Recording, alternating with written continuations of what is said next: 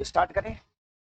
तो सबसे पहले एक चीज बता दें, ये आपके जो केमिस्ट्री के एमसीक्यूज हैं, ये एमसीक्यू सभी आपको जा करके घर में एक बार, अभी तो मैं करवा देता हूँ, इसके बाद जा करके घर में एक बार, ये अभी आपको आज शाम तक ये वीडियो आ जाएगा, तो जा करके एक बार अच्छे से घर में इसको प्रैक्टिस करना और नोट डाउन करना पूरा। एक एक क्या करना, नोट डाउन करना पूरा। आपकी नोटबुक में ये सभी एमसीक्यूज होने चाहिए, है ना। ये एनसीईआरटी सीबीएसई के एमसीक्यूज हैं और पूरा टॉपिक आपका इन एमसीक्यूज को कर लोगे तो पूरा टॉपिक आपका कंप्लीट हो जाता है। देखना अभी पूरा टॉपिक कंप्लीट होगा, कम से कम 60 एमसीक्यू, 60 एमसीक्यू लगभग, ठीक है ना। हाँ, तो अच्छे ढंग से और करते रहना, और जहां पर प्रॉब्लम हो अभी समझते जाओ, बताते जाओ आंसर, है ना। इसके बाद घर में जाकर के एक बार अच्छे से उसको, उसका एक्सप्लेनेशन और आंसर पूरा बढ़िया अच्छे से कर लेना, ठीक, ओके। हाँ चलिए देखिए, पहला क्वेश्चन है, बताओ क्वेश्चन पढ़ो, क्वेश्चन पढ़ो जल्दी, क्वेश्चन पढ़ो और आंसर दो, जल्दी जल्दी करो।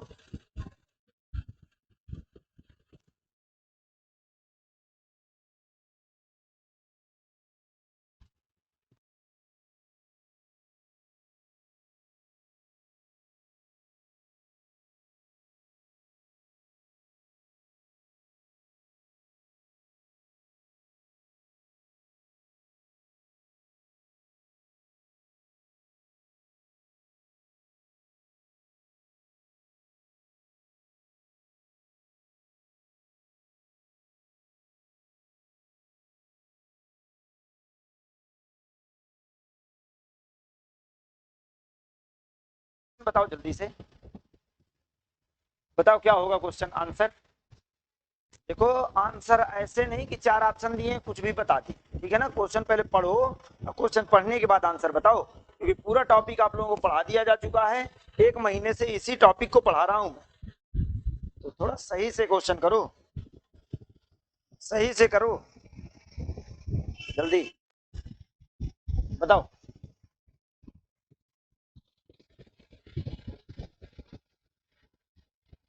आओ क्या पढ़े हो, क्या पढ़ते हो दिन भर टॉपिक में।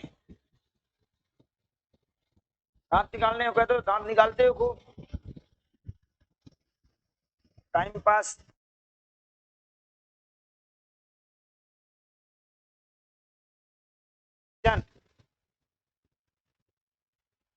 देखो विच ऑफ द फॉलोइंग,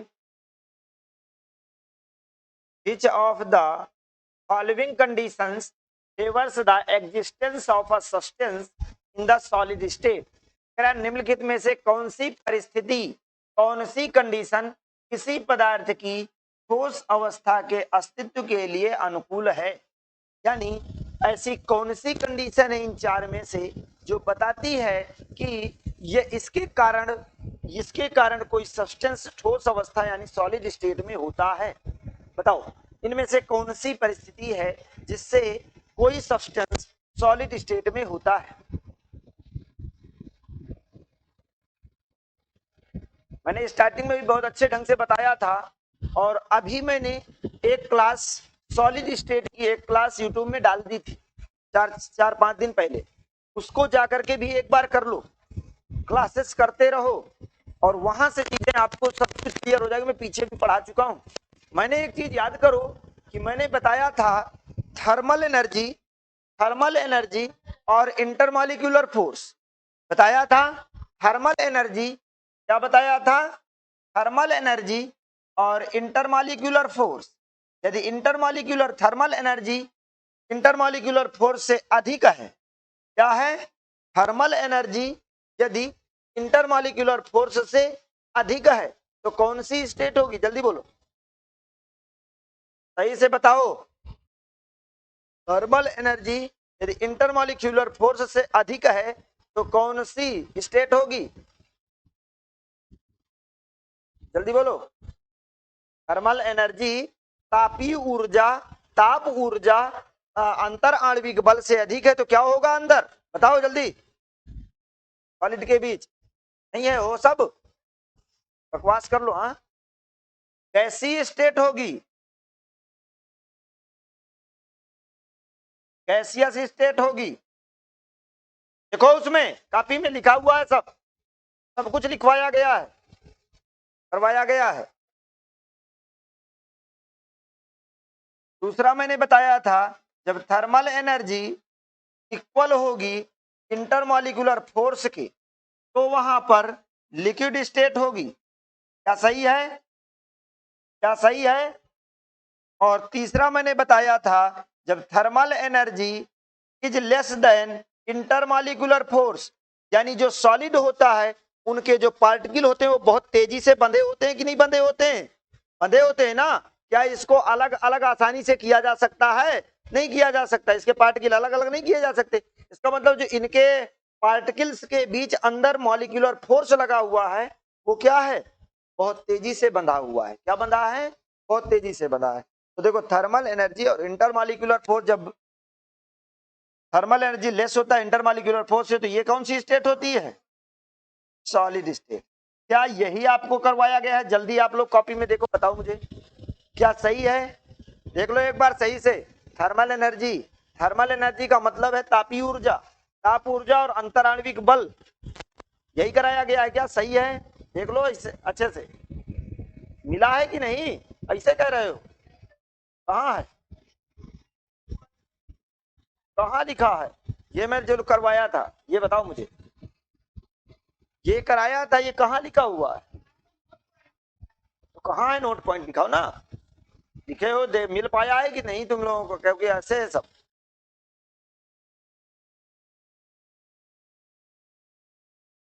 हाँ देखो, thermal energy are greater than intermolecular force in तो gas state, thermal energy are equal to liquid state, thermal energy are less than intermolecular force in solid state. Clear? वही चीज लिखी हुई, यही तो लिखा हुआ है। देखो, thermal energy is greater than intermolecular force gaseous state, thermal energy is equal intermolecular force liquid state, thermal energy less laser intermolecular force solid state. Clear? अब आप बताओ, अब बताओ कौन सी परिस्थिति सॉलिड स्टेट के लिए अनुकूल है? कौन सी कंडीशन, क्या होना चाहिए? क्वेश्चन इसी तरह के पेपर में आएंगे, ऑब्जेक्टिव आना है। बताओ क्या होना चाहिए? आप लोगों के पास आंसर लिखा हुआ है। पागल, ये बताओ सॉलिड स्टेट की कंडीशन कौन सी है? हाँ, थर्मल एनर्जी क्या है, कम है कि ज्यादा है इससे? अरे नहीं दिख रहा तुम लोगों को? कैसे तुम लोग, ये दिख नहीं रहा है? थर्मल एनर्जी ज्यादा है कि अधिक, कम है? कम है ना इंटरमॉलिक्यूलर फोर्स से। देखो यहाँ पर सिंपल सा, थर्मल एनर्जी हाई है क्या? नहीं हो, हाई होना चाहिए क्या? नहीं होना चाहिए। उच्च ऊष्मीय ऊर्जा क्या होना चाहिए? हाई होना चाहिए क्या? तो थर्मल एनर्जी इंटरमॉलिक्यूलर फोर्स क्या होना चाहिए? ऊष्मीय ऊर्जा। ऊष्मीय ऊर्जा का मतलब क्या है? Thermal energy. और यहाँ पर टेम्परेचर, टेम्परेचर हाई होना चाहिए क्या? नहीं, क्योंकि टेम्परेचर बढ़ाएंगे, टेम्परेचर बढ़ाएंगे तो इंटरमॉलिक्यूलर फोर्स क्या हो, कमजोर पड़ेगा, है ना। तो ये हाई नहीं होना चाहिए। क्या ऊष्मीय ऊर्जा यानी थर्मल एनर्जी अधिक होना चाहिए क्या? नहीं, कम है ये। ससंजक बल, ससंजक बल का मतलब इंटरमॉलिक्यूलर कोहेसिव फोर्स, क्या कहते हैं इसको इंग्लिश में? Weak cohesive force. तो क्या इनके बीच जो फोर्स लग रहा है क्या कमजोर बल होना चाहिए? नहीं, इंटरमॉलिक्यूलर फोर्स क्या होना चाहिए? अधिक होना चाहिए। क्या होना चाहिए? तो ये भी नहीं होगा, नहीं होगा तीनों ऑप्शन। तो क्या होगा? टेम्परेचर क्या होना चाहिए? लो होना चाहिए। टेम्परेचर क्या होना चाहिए? लो होना चाहिए। अभी भी नहीं समझ में आया क्या? नहीं समझ में आया क्वेश्चन? आया कि नहीं? जल्दी बोलो भाई। आपसे हाई टेम्परेचर कह रहा है, तो टेम्परेचर यदि हाई करेंगे, बढ़ाएंगे, तो जो मॉलिक्यूल्स है वो दूर दूर जाएंगे कि नहीं जाएंगे? तो हाई टेम्परेचर सॉलिड, तो सॉलिड स्टेट कहाँ बचा? वो तो फिर लिक्विड हो जाएगा ना। तो सॉलिड स्टेट नहीं बचा है, इसलिए टेम्परेचर हाई नहीं होना चाहिए, पहला नंबर। दूसरा नंबर, ऊष्मीय ऊर्जा हाई होनी चाहिए क्या? नहीं, थर्मल एनर्जी हाई नहीं होनी चाहिए क्या? थर्मल एनर्जी इससे कम होती है, यानी निम्न होनी चाहिए। फोर्स क्या होना चाहिए? हाई होना चाहिए, पर यहाँ पर क्या है? वीक लिखा हुआ है, स्ट्रांग होना चाहिए, स्ट्रांग फोर्स होना चाहिए ना। यहाँ पर वीक लिखा हुआ है, इसलिए ये तीनों ऑप्शन ये सही होगा। नंबर समझ में आ गया कि नहीं? चलो, क्या होगा यहाँ पर? Low temperature. क्या होगा? Low temperature. क्या राइट क्वेश्चंस क्लियर हो गया है? समझ में आ गया है? हाँ, हाँ, अगला क्वेश्चन बताओ जल्दी। सभी क्वेश्चन सब कुछ मैं करा चुका हूं, ध्यान देना, ऐसा कोई चीज नहीं है जो नहीं कराया हूं। और एक चीज ध्यान देना, आप लोगों का इस चैप्टर से ऑब्जेक्टिव आना है।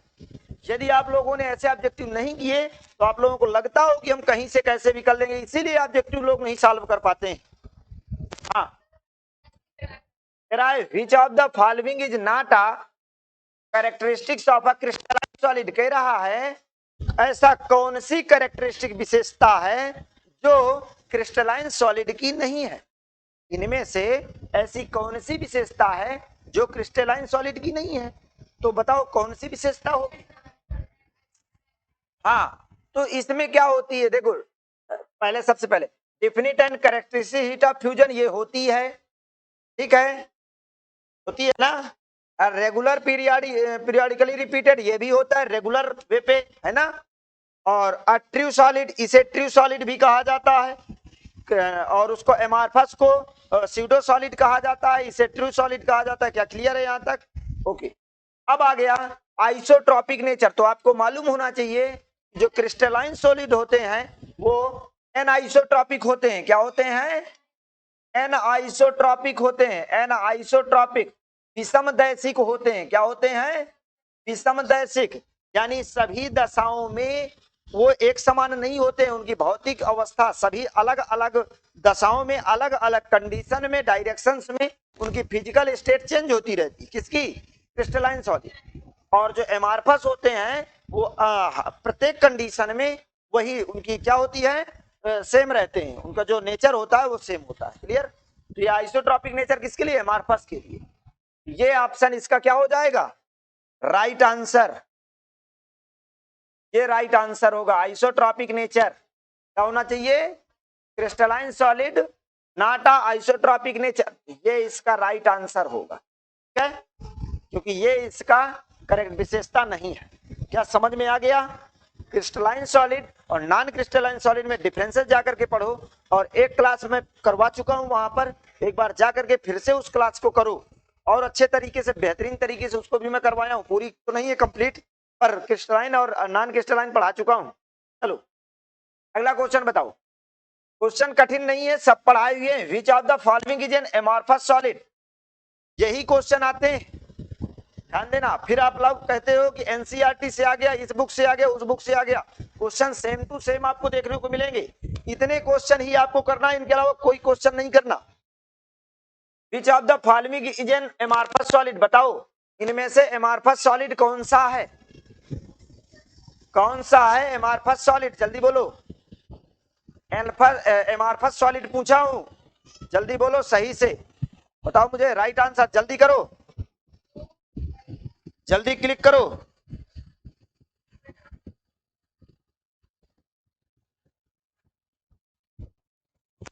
एमॉर्फस सॉलिड कौन सा है? देखो एक चीज मैंने आप लोगों को क्रिस्टलाइन सॉलिड और एमॉर्फस सॉलिड में बताया। क्रिस्टलाइन सॉलिड के एग्जांपल ये बताओ, मैं आप लोगों को एमसीक्यूज कराना था, आप लोगों ने टॉपिक पढ़ा है? कहां पढ़े हो? कुछ होश पता नहीं है तुम लोगों को।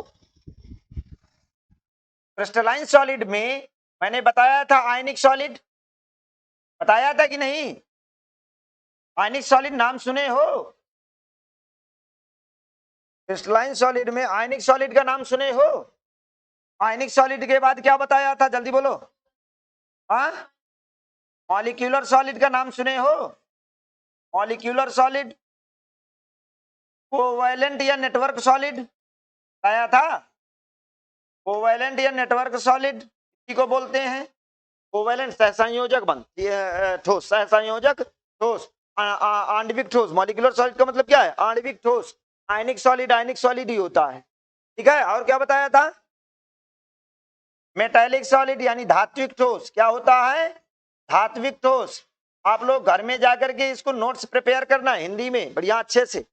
देखो आयनिक सॉलिड हो गया, मॉलिक्यूलर सॉलिड आणविक ठोस, नेटवर्क या कोवैलेंट सॉलिड सहसंयोजक ठोस, और मेटालिक सॉलिड धात्विक ठोस, यही है। अब देखो आप लोगों को मैंने बताया था ग्रेफाइट एक प्रकार का कोवैलेंट सॉलिड है, क्या है? ग्रेफाइट कोवैलेंट सॉलिड है। फिर भी तुम लोगों को होश नहीं है, पता नहीं है, पढ़ के आए हो। ग्रेफाइट क्या है? कोवैलेंट सॉलिड है। देख लो खोल के, आप लोगों के पास नोट्स रखी होगी, सही बता रहा हूं क्या? हाँ। फिर इसके बाद मैंने बताया था सिलिकॉन कार्बाइड। सिलिकॉन कार्बाइड भी आपका क्या है? नेटवर्क सॉलिड है, देख लो लिखा होगा, क्या सही है? इसके बाद आपको जो कांच के बारे में बताया था, तो कांच आपका एमॉर्फस सॉलिड है। कांच क्या है? क्वार्ट्ज कांच, ये आपका एमॉर्फस सॉलिड होता है। तो अक्रिस्टलीय ठोस कौन सा होगा? ये हो जाएगा। क्लियर? और ये सभी आपके क्रिस्टलीय सॉलिड है। ठीक है? हाँ, आगे बढ़े। चलो अगला बताओ। ये क्वेश्चन अभी कल ही बताया हूं, जल्दी बोलो, क्वेश्चन पढ़ो जल्दी, कल बताया हूं। कंडीशन, ये कंडीशन भी कल पढ़ाया था।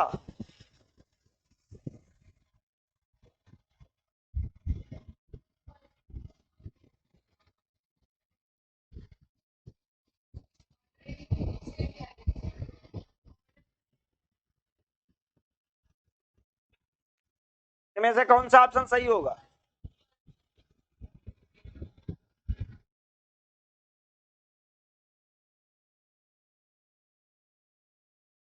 फेरोमैग्नेटिक कल बताया था, याद करो थोड़ा सा। ऐसा इतनी गुस्सा आ रही है, क्या बताएं, ऐसा लगता है कुछ नहीं पढ़ाया मैंने। ऐसे लोगों को पढ़ा रहा हूं मैं। एंटी फेरोमैग्नेटिक और फेरी मैग्नेटिक।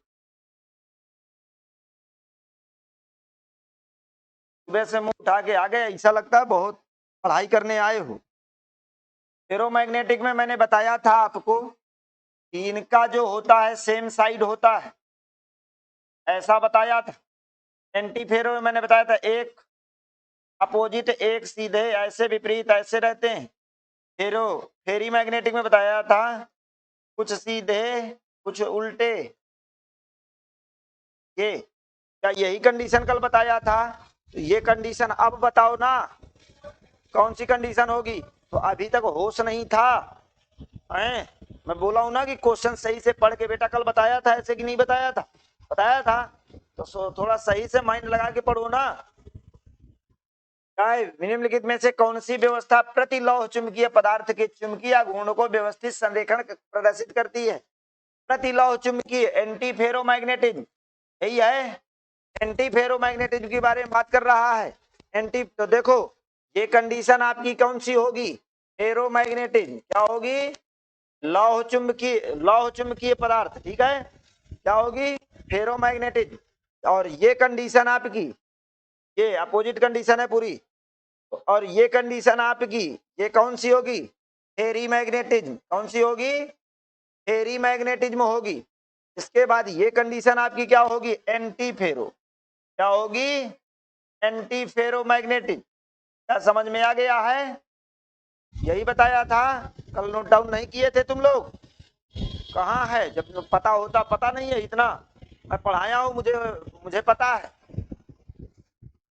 ये ऑप्शन राइट हो जाएगा। क्या होगा? ये चौथा ऑप्शन राइट होगा। सही से दिमाग लगा के करो, दिमाग लगा के करो। चलो अगला क्वेश्चन बताओ, अगला क्वेश्चन बताओ।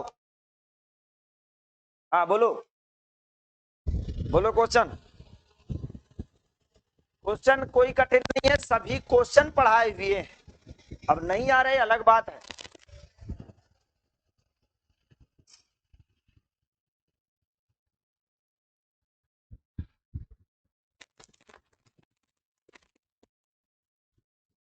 बहुत अच्छा ट्रिकी क्वेश्चन है, थोड़ा सा यदि माइंड लगाओगे आ जाएगा। ट्रिकी क्वेश्चन है, थोड़ा सा जल्दी करो,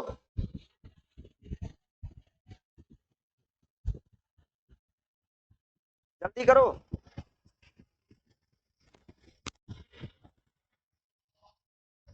अभी तक में एक क्वेश्चन नहीं कर पाए हो तुम लोग। एक क्वेश्चन नहीं कर रहे, मुझे ये नहीं समझ में आ रहा क्या पढ़ते हो, क्या पढ़ाई करते हो। देखो मेरा है, which of the following is true about the value of refractive index of quartz glass. अभी अभी मैं बता के आया हूं पिछले क्वेश्चन में कि क्वार्ट्ज ग्लास आपका क्या है? एमॉर्फस सॉलिड बताया हूं क्या, बताया हूं ना, एमॉर्फस सॉलिड। क्या ये अब याद रहेगा? क्वार्ट्ज ग्लास आपका एमॉर्फस सॉलिड है। अब आपको एमॉर्फस सॉलिड में आप अभी अभी ये भी पढ़ के आए हैं कि ये क्या होता है, आइसोट्रॉपिक होता है। क्या ये सही है? आइसोट्रॉपिक होता है, सही है।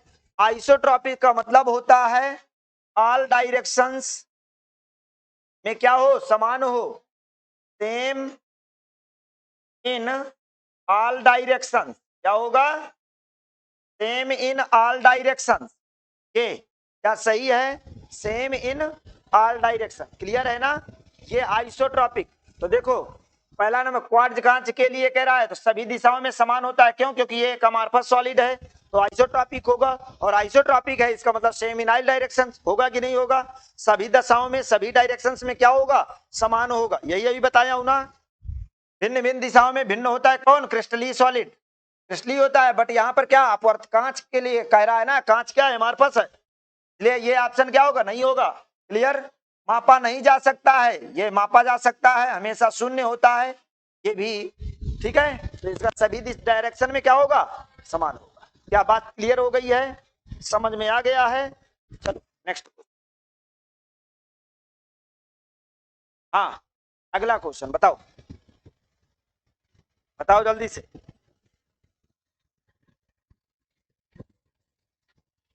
कह रहा है which of the following statement is not true about the amorphous solids।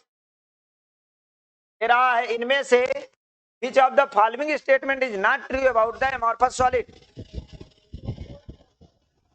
कह रहा है ऐसा कौन सा स्टेटमेंट है जो एमॉर्फस सॉलिड के लिए सही नहीं है। यही कह रहा है ना, ऐसा कौन सा स्टेटमेंट है जो एमॉर्फस सॉलिड के लिए सही नहीं है। तो बताओ अक्रिटलीय ठोसों के विषय में कौन सा कथन सही नहीं है? तो देखो गर्म करने से किसी एक ताप पर एक क्रिस्टलीय बन सकते हैं, ये क्रिस्टलीय बन सकते हैं। क्या सही है? अक्रिटलीय के लिए, अक्रिलिक के लिए सही है। लंबे समय तक रखने में ये क्रिस्टलीय बन सकते हैं। एक्रिलिक ठोसों को गर्म करके सांचे में डाला जा सकता है। यह विषमदैशिक प्रकृति के होते हैं। तो ये किस प्रकृति के होते हैं? ये आइसोट्रॉपिक समदैशिक प्रकृति के होते हैं। कैसे होते हैं? ये समदैशिक यानी इनका आइसोट्रॉपिक नेचर होता है, समदैशिक नेचर होता है। समदैशिक प्रकृति होती है कि नहीं?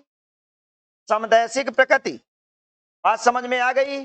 तो ध्यान रखिएगा, ये आपका क्लास 12th का जो ये लेसन है ये वेरी इंपॉर्टेंट एमसीक्यूज लेसन है। आपको एमसीक्यूज पर ही फोकस करना है। कंप्लीट टॉपिक को पढ़ाने के बाद एमसीक्यूज ही इससे 4 नंबर के ऑब्जेक्टिव आते हैं। पूरे ऑब्जेक्टिव आपको बेहतरीन ढंग से मतलब रटना नहीं है, उनका कॉन्सेप्ट क्लियर होना चाहिए, क्यों क्या कैसे। ठीक है, हाँ ध्यान रखना। ये क्या होते हैं? विषमदैशिक प्रकृति के होते हैं। क्या राइट है? राइट है ना? हाँ चलो, they are anisotropic nature. ये गलत है, ये अमॉर्फस सॉलिड के लिए गलत है, क्रिस्टलाइन सॉलिड के लिए क्या है? सही है। इसलिए ये ऑप्शन इसका गलत ही पूछ रहा है ना। हाँ ठीक, ओके चलो नेक्स्ट बताओ, बताओ क्वेश्चन, नेक्स्ट क्वेश्चन बताओ जल्दी से, जल्दी बताओ। The sharp melting point of crystalline solids is due to, यानी आपने पढ़ा है क्रिस्टलाइन और एमॉर्फस सॉलिड में डिफरेंसेस, क्रिस्टलाइन और एमॉर्फस सॉलिड में डिफरेंसेस। वहां पर ये पढ़ा है कि इनका जो मेल्टिंग पॉइंट होता है क्रिस्टलाइन का वो शार्प होता है, तीक्ष्ण होता है। क्या होता है? तीक्ष्ण होता है। तो किसके कारण होता है ये पूछ रहा है। ड्यू टू यानी किस कारण से ये तीक्ष्ण होता है, गलनांक शार्प होता है। एक्रिलिक ठोसों के निश्चित गलनांक का कारण क्या है? यानी जो फिक्स गलनांक मेल्टिंग पॉइंट जो फिक्स होता है वो किसके कारण होता है, ये क्वेश्चन आपको सॉल्व करना है।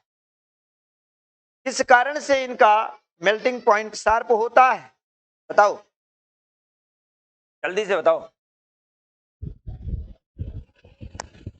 जल्दी बताओ। बेटा इतने बेहतरीन क्वेश्चन है कि आप लोग बस सॉल्व करो।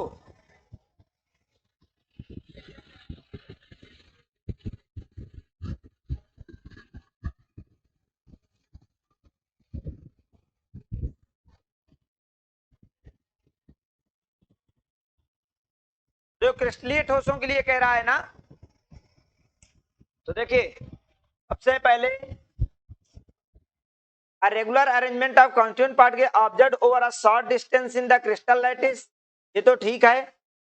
a regular arrangement of constituent part के observed over a long, ये ऑप्शन, ये क्या होता है आपको पता है, ये दीर्घपरासी व्यवस्था होती है। क्या होती है? दीर्घपरासी व्यवस्था का मतलब मैंने बताया था, सेम क्रिस्टलाइन क्या जाएगा, सेम काफी लॉन्ग टर्म तक रेगुलर कंडीशन होती है कि नहीं होती? लॉन्ग टर्म तक क्या होती है? रेगुलर कंडीशन होती है। और ये जो फर्स्ट लिखा है, रेगुलर अरेंजमेंट क्या होता है? शॉर्ट डिस्टेंस, यानी कुछ दूरी तक रेगुलर होता है, इसके बाद इरेगुलर हो जाता है। ये किसका होता है? एमआरएफएस का होता है ना। तो ये आपका, इसके कारण जो इनकी रेगुलर व्यवस्था होती है लॉन्ग डायरेक्शन लॉन्ग टाइम तक, तो इसी के कारण यानी क्रिस्टलीय जालक में अवयवी कणों की, क्रिस्टलीय जालक में अवयवी कणों की नियमित व्यवस्था दीर्घ परास तक प्रेक्षित होती है। यही कारण है कि इनके एक निश्चित गलनांक होता है, फिक्स मेल्टिंग पॉइंट होता है। क्यों? क्योंकि इनका दीर्घपरासी व्यवस्था होती है। क्या क्लियर हो गया? तो क्रिस्टलीय जालक में अवयवी कणों की नियमित व्यवस्था दीर्घपरास तक प्रेक्षित होना, क्या यहां तक क्लियर है? ओके। टॉपिक को, किसी भी चीज को पढ़ो इंटरटेनमेंट के साथ, अच्छे से पढ़ो, बेहतरीन टॉपिक समझ में आते हैं। हाँ करो जा। Iodine molecules are held in the crystals lattice by, बताओ।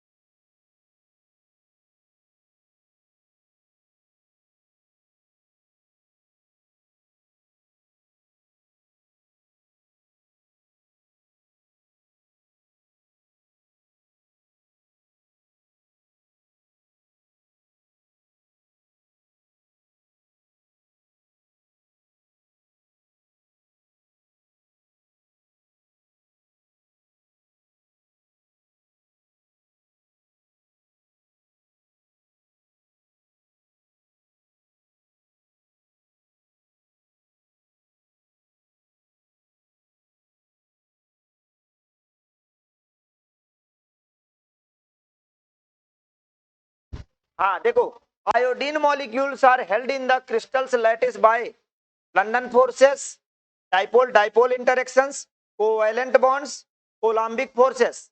बताओ, डाइपोल डाइपोल इंटरेक्शन किसके बीच होता है? हाँ, किसके बीच होता है? पोलर मॉलिक्यूल, ठीक है। और लंदन फोर्स किसके बीच होता है? Non polar. सही है, क्लियर हो? एक बार देख लो, एक बार चेक कर लो, एक बार चेक कर लो, एक बार जो लिखा हुआ है उसको चेक करो बेटा। इसलिए चेक करा रहा हूं कि सही से क्लियर करके माइंड में कंसेप्ट रखो। पोलर और नॉन पोलर पढ़ो। पोलर में क्या है बताओ? पोलर में कौन सा फोर्स है? Weak London force. पोलर में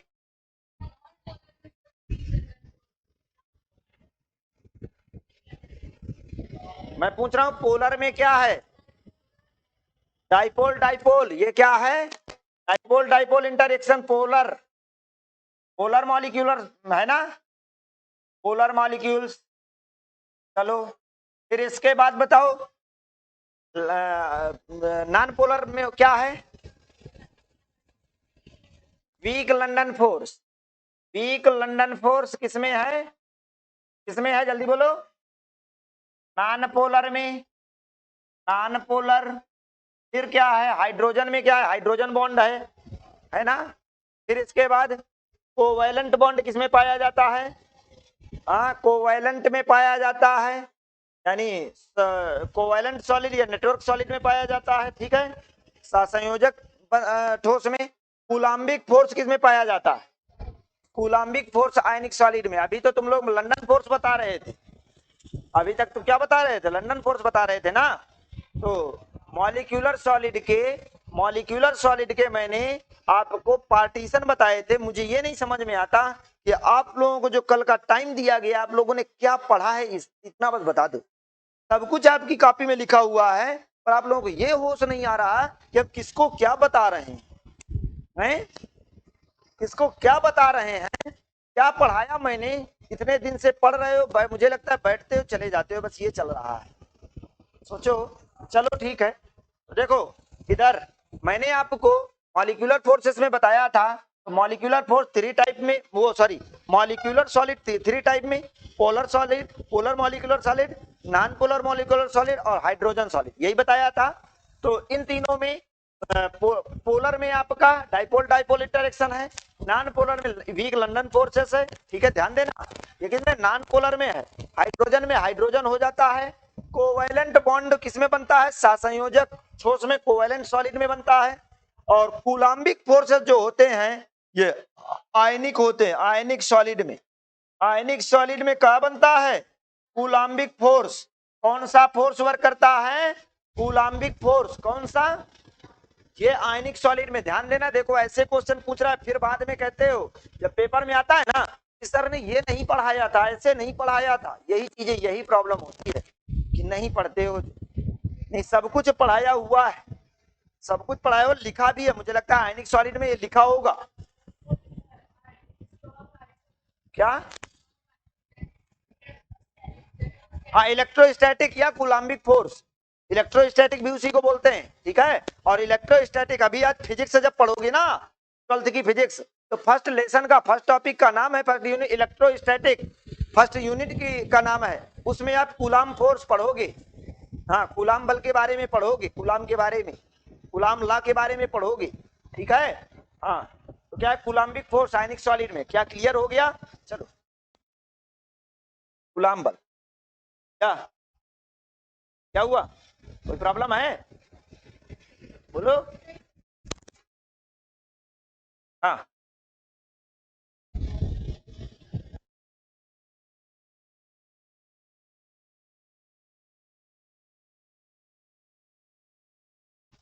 हाँ, which of the following is a network solid, बताओ इनमें से नेटवर्क सॉलिड, बहुत सारे एग्जांपल कराया था, बताओ इनमें से नेटवर्क सॉलिड, नेटवर्क सॉलिड किसको कहते हैं, जल्दी बोलो।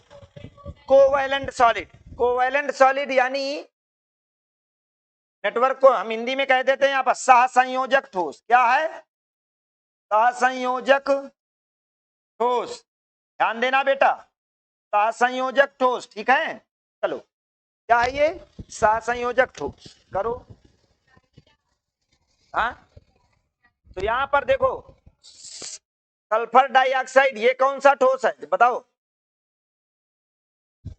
आयोडीन, हीरा, H2O, हाँ H2O क्या है, हाइड्रोजन मॉलिक्यूलर सॉलिड, ठीक है। ये आपका पोलर मॉलिक्यूलर सॉलिड, ये आपका क्या है, क्या है ये, हाँ ये हाइड्रोजन बॉन्डेड हो गया, और ये आपका नॉन पोलर हो गया। डायमंड आपका क्या है, डायमंड आपका नेटवर्क सॉलिड, डायमंड, ग्रेफाइट, ये सब क्या होते हैं, नेटवर्क सॉलिड या कोवैलेंट सॉलिड। बात समझ में आ गई कि नहीं, नेटवर्क सॉलिड या कोवैलेंट सॉलिड, ठीक है। सहसंयोजक ठोस, क्या कर लोगे, कर लोगे कि नहीं, हाँ तो ठीक है, कर लोगे ना, हाँ चलो ओके। अगला बताओ, बताओ, क्वेश्चन आपके सामने है, क्वेश्चन आपके सामने है। Which of the following solid is not an electrical conductor, इनमें से ऐसा सॉलिड बताओ, देखो इधर पहले समझो, इनमें से ऐसा सॉलिड बताओ। देखो एक चीज आप जानते हो कि ज्यादातर सॉलिड आपके जो होते हैं वो क्या होते हैं, इलेक्ट्रिकल कंडक्टिविटी यानी मेटालिक सॉलिड में आ जाते हैं ज्यादातर, ठीक है। बट यहाँ पर ऐसे सॉलिड का नाम बताओ जिसमें इलेक्ट्रिकल कंडक्टर ना हो, यानी विद्युत का चालक ना हो, जिसमें इलेक्ट्रिसिटी फ्लो ना हो सके, बताओ, जिसमें इलेक्ट्रिसिटी फ्लो ना हो सके। तो देखो निम्नलिखित में से कौन सा ठोस विद्युत का चालक नहीं है, यही कह रहा है ना। विच of the following solid is not an electrical conductor, ऐसा कौन सा सॉलिड है जो इलेक्ट्रिकल कंडक्टर नहीं, इनमें से बताना है आप। तो अब आ जाते हैं कि कौन सा नहीं होगा इलेक्ट्रिकल कंडक्टर, जल्दी। सी और डी नहीं होगा, वाटर और आयोडीन, इनमें इलेक्ट्रिसिटी फ्लो नहीं होती। अच्छा, तो सही से बताओ, सही से कर लो, जल्दी बताओ। कौन सा सॉलिड है जिसमें जो विद्युत का चालक नहीं है? तो ध्यान देना, आप लोगों को मैंने करवाया था ये I2 क्या है? नॉन पोलर है, नॉन पोलर है, नॉन पोलर है। देखो उसमें लिखा होगा, क्या ये इलेक्ट्रिसिटी इसमें फ्लो होती है या नहीं, जल्दी बोलो। नॉन कंडक्टर होता है, बहुत अच्छा। H2O में भी हाइड्रोजन बॉन्डेड में देखो, क्या मैंने H2O में लिखवाया है इलेक्ट्रिसिटी फ्लो होती है? नहीं होती, नहीं होती ना, यानी नॉन कंडक्टर है। बताया था कि नहीं, जल्दी बोलो। नॉन कंडक्टर, ये बेहतरीन टॉपिक, सब कुछ आपको चीजें नोटबुक में ही सब कुछ मिली हुई है। मैं केवल इसलिए बताना चाहता हूँ कि नोटबुक में देखो, कि आप लोगों को ये पता रहे कि हाँ हमारी नोटबुक ही मेन है, नोटबुक में सब कुछ हो चुका है, ठीक है ना। ये ना लगे कि ये कहाँ से क्वेश्चन लेके आ गए हैं, ठीक है। हाँ, कौन सा ठोस विद्युत का चालक नहीं है? तो नॉन पोलर, ये वाले सी और डी विद्युत के चालक नहीं होंगे, ये थर्ड ऑप्शन इसका राइट हो जाएगा। क्या क्लियर हो गए अब आप लोग? सही हो गया, बहुत अच्छे ढंग से इसको कराया हूं, पढ़ लो जाके। चलो नेक्स्ट बताओ, which of the following is not the characteristics of ionic solids? Which of the following is not the characteristics of ionic, कह रहा है इनमें से ऐसा कौन सा है जो आयनिक सॉलिड की विशेषता नहीं है। अब आयनिक सॉलिड में पढ़ो जाके तो पता चल जाएगा कि आयनिक सॉलिड की विशेषता नहीं है।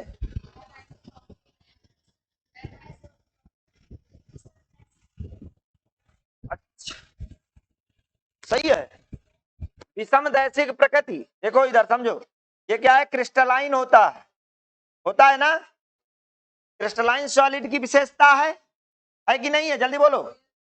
और आपका आयनिक सॉलिड किसका पार्ट है? आपका आयनिक सॉलिड किसका पार्ट है? क्रिस्टलाइन का है।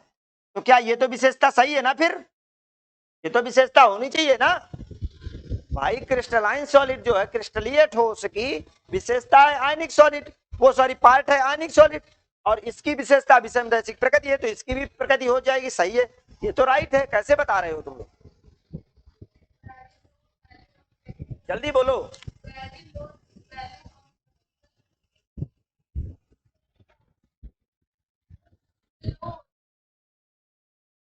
गलित अवस्था में विद्युत चालकता का बहुत कम मान, very low value of electrical in the molten state. ये देखो, गलित अवस्था का मतलब होता है पिघली हुई अवस्था, अलग अलग जब हो जाती है। और अच्छे से सही से पढ़ो और सही से करो, जल्दी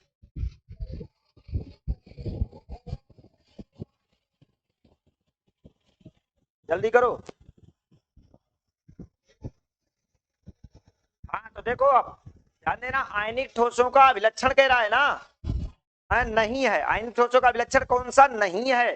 तो आयनिक ठोसों का विलक्षण गलित अवस्था में विद्युत चालकता का बहुत कम मान, ये सही होगा। हाँ, नहीं कह रहा है ना, तो नहीं में यही सही होगा। क्यों? क्योंकि ये नहीं है। जब आयनिक, मान लो NaCl है, तो NaCl को जब Na+Cl- में तोड़ा जाता है, तो इनमें इलेक्ट्रिसिटी बहुत अधिक फ्लो, इनमें इलेक्ट्रिसिटी फ्लो होने लगती है, यानी आयन मूव करने लगते हैं।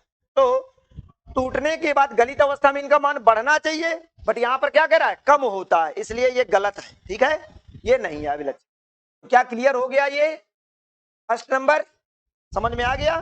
ध्यान देना, नॉट और सही में दोनों चीजें ध्यान रखना, क्वेश्चन कैसे पूछ रहा है। चलो अगला बताओ, graphite is a good conductor of electricity due to the presence of, किसके कारण, किसके कारण क्या इसमें उपस्थित होता है जिससे ग्रेफाइट इलेक्ट्रिसिटी का गुड कंडक्टर होता है? बताओ, इलेक्ट्रिसिटी के गुड कंडक्टर के रूप में काम करता है, बोलो। ग्रेफाइट आपका इलेक्ट्रिसिटी के गुड कंडक्टर के रूप में वर्क करता है। बताओ क्यों, किसके कारण ग्रेफाइट आपका गुड कंडक्टर के रूप में वर्क करता है? जल्दी बोलो, ग्रेफाइट आपका किसके कारण गुड कंडक्टर के रूप में वर्क करता है?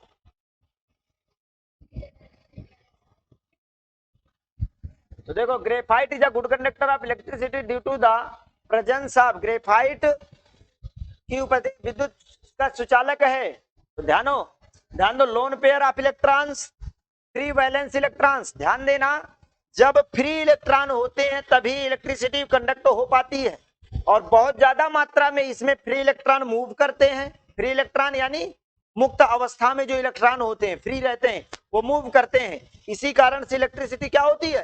फ्लो होती है। क्या होती है? इलेक्ट्रिसिटी फ्लो होती है। तो फ्री वैलेंस इलेक्ट्रॉन हो जाएगा यहाँ पर। क्या हो जाएगा?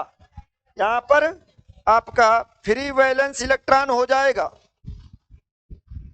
क्या नहीं समझ में आया? राइट आंसर हो जाएगा फ्री वैलेंस इलेक्ट्रॉन, मुक्त संयोजी इलेक्ट्रॉन। क्या क्लियर हो गया? यही कारण है कि ग्रेफाइट विद्युत का सुचालक होता है। ठीक है, हाँ अगला बताओ। Which of the following oxides behaves as conductor or insulator depending upon temperature? कह रहा है निम्नलिखित में से कौन सा ऑक्साइड विद्युत का सुचालक अथवा विद्युतरोधी होना ताप पर निर्भर करता है? इनमें से कौन सा ऑक्साइड कह रहा विद्युत का सुचालक है या विद्युतरोधी है? वो टेम्परेचर पर निर्भर करता है, टेम्परेचर पर डिपेंड करता है। जल्दी बोलो, जल्दी बोलो, जल्दी आंसर बताओ।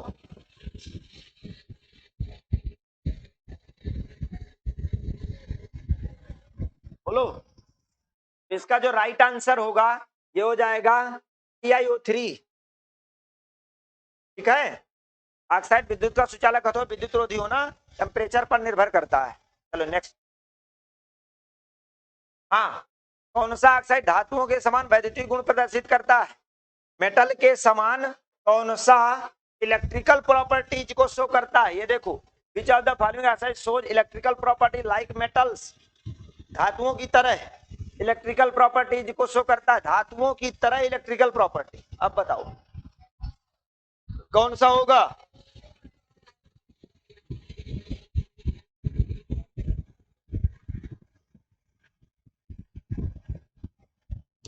तो यहां पर इसका जो राइट आंसर होगा, धातुओं की तरह कह रहा है ना, धातुओं की तरह, मेटल की तरह है, तो क्रोमियम ऑक्साइड, क्रोमियम डाइऑक्साइड, ये CrO2 होगा। क्या होगा? CrO2, chromium dioxide. ये है आपकी, ये क्रोमियम क्या है? मेटल है, क्या है? ये क्रोमियम, तो क्रोमियम डाइऑक्साइड ये वाला होगा। समझ में आ रहा है ना? विच of the following oxides shows electrical properties like metals, ये आपका CrO2। ठीक है, हाँ क्रोमियम डाइऑक्साइड। चलो next. The lattice side in a pure crystal can not, किसी शुद्ध क्रिस्टल में जालक स्थल द्वारा अध्यासित नहीं हो सकता, परिभाषित नहीं हो सकता, यानी can not be occupied by, अध्यासित नहीं, crystal can not be occupied by, हाँ अध्यासित नहीं हो सकता है। बताओ, lattice site in a pure crystal can not be occupied by, किसी शुद्ध क्रिस्टल में जालक स्थल किसके द्वारा, ये सिंपल सा तो परिभाषित नहीं हो सकता या अध्यासित नहीं हो सकता, तो किसके द्वारा? देखो, तो आपको पता है क्रिस्टल जालक में क्या क्या होते हैं? क्रिस्टल जालक में, क्रिस्टल लैटिस में क्या क्या होता है? या तो मॉलिक्यूल हो सकता है, या आयन हो सकता है, या एटम हो सकता है। यही बताया हूं। कॉन्स्टिट्यूएंट पार्टिकल क्या होते हैं? संघटक कण में यही तीन चीजें बताया हूं। इलेक्ट्रॉन नहीं होते हैं, यानी इलेक्ट्रॉन के द्वारा अध्यासित नहीं हो सकता है। बात समझ में आ गई? तो ये आपका, इसका ये आंसर सही होगा। चलो, graphite can not be classified as, graphite को किस रूप में वर्गीकृत नहीं कर सकते हैं? बताओ, ग्रेफाइट को किस रूप में वर्गीकृत नहीं कर सकते हैं? तो देखो, ग्रेफाइट को किस रूप में क्लासिफाइड नहीं कर सकते, समझो। ग्रेफाइट क्या है? एक प्रकार का कोवैलेंट सॉलिड है, है कि नहीं? कोवैलेंट या नेटवर्क सॉलिड है, जल्दी बोलो। ग्रेफाइट एक प्रकार का नेटवर्क सॉलिड है, ये तो सही है। एक ग्रेफाइट आपका जालक लैटिस सॉलिड है, यानी तो ये कोवैलेंट किससे? लैटिस जालक से ही तो बना है, जालक से ही बना है, तो लैटिस है। आपको पता है कि ग्रेफाइट एक आपका गुड कंडक्टर होता है, यानी चालक होता है। गुड कंडक्टर होता है ना, कंडक्टिंग सॉलिड है कि नहीं है? तो गुड कंडक्टर होता है कि नहीं होता? यदि गुड कंडक्टर होता है तो ये तीनों राइट हैं, पर आयनिक सॉलिड के रूप में, आयनिक का मतलब आयनों में तोड़ देना, आयनों में तोड़ देना, अलग अलग प्लस आयन और माइनस आयन में अलग अलग कर पाना, तो ग्रेफाइट को अलग अलग नहीं कर सकते हैं, यानी ये आयनिक सॉलिड में क्लासिफाइड नहीं किया जा सकता है। क्या यहां तक समझ में आ गई? क्लियर बात? ओके, चलो नेक्स्ट क्वेश्चन बोलो। हाँ, आगे अगला क्वेश्चन बताओ, जल्दी बोलो, बहुत ही बेस्ट महत्वपूर्ण क्वेश्चन है। Cations are present in the interstitial sites in, कह रहा है किस दोष में, किस दोष में, दोष दिया है ना, किस डिफेक्ट में धन आयन अंतराकाशी स्थल में उपस्थित होते हैं, अंतराकाशी उपस्थित। तो देखो, आपको मैंने शॉर्टकी दोष बताया था, क्या बताया था? शॉर्टकी डिफेक्ट बताया था और फ्रेंकल डिफेक्ट बताया था कि नहीं? शॉर्टकी डिफेक्ट में मैंने क्या बताया था? देखो इधर समझो, मैंने शॉर्टकी डिफेक्ट में आपको क्या बताया था? शॉर्टकी डिफेक्ट में मैंने यहां पर बताया था आपको ए plus B minus, A plus B minus, A plus B minus, A plus B minus, A plus B minus, A plus B minus, यही बताया। इसमें ये क्या है? आइडियल क्रिस्टल बताया था इसका नाम। अब इससे यदि कोई भी एक ऋण आयन, एक ऋण आयन और एक धन आयन अपना स्थान खाली करके बाहर चले जाते हैं, अपना स्थान छोड़कर चले जाते हैं, धन आयन या ऋण आयन दोनों एक शॉर्टकी में, यानी किसी आइडियल क्रिस्टल से जब धन आयन और ऋण आयन एक साथ चले जाते हैं, बाहर चले जाते हैं, तो वहां पर कौन सा डिफेक्ट होता है? शॉर्टकी डिफेक्ट होता है। फ्रेंकल में आपको क्या बताया था? फ्रेंकल में बताया गया था कि जो धन आयन होता है, केटायंस होता है, वो धन आयन मान लो,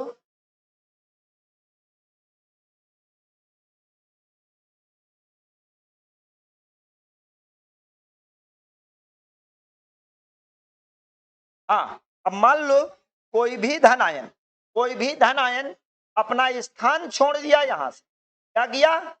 यहां से स्थान छोड़ के कहीं भी इंटरस्टेशियल स्पेस पर चला जाता है या खाली स्थान पर बैठ जाता है, तो उसे हम वहां पर फ्रेंकल डिफेक्ट होता है। क्या होता है? फ्रेंकल डिफेक्ट होता है। तो ये यहाँ पर इसका फ्रेंकल दोष हो जाएगा। क्या हो जाएगा? राइट आंसर फ्रेंकल दोष हो जाएगा। हो जाएगा, क्या समझ में आ गया? इसका राइट आंसर क्या होगा? Cations are present in the interstitial site in Frenkel defect. क्या अब समझ में आ रहा है? टॉपिक समझ में आ रहा है कि नहीं? चलो ठीक, इसीलिए बोल रहा था कि आज की क्लास मिस ना करो, आज की क्लास पूरी कंप्लीट हो जाएगी। हाँ, Schottky defect is observed in crystals when, बताओ, Schottky defect is observed in crystal when, क्रिस्टलों में शॉर्टकी दोष कब पाया जाता है? अभी यही बताया हूं, शॉर्टकी दोष कब होता है, शॉर्टकी डिफेक्ट कब होता है, जल्दी बोलो।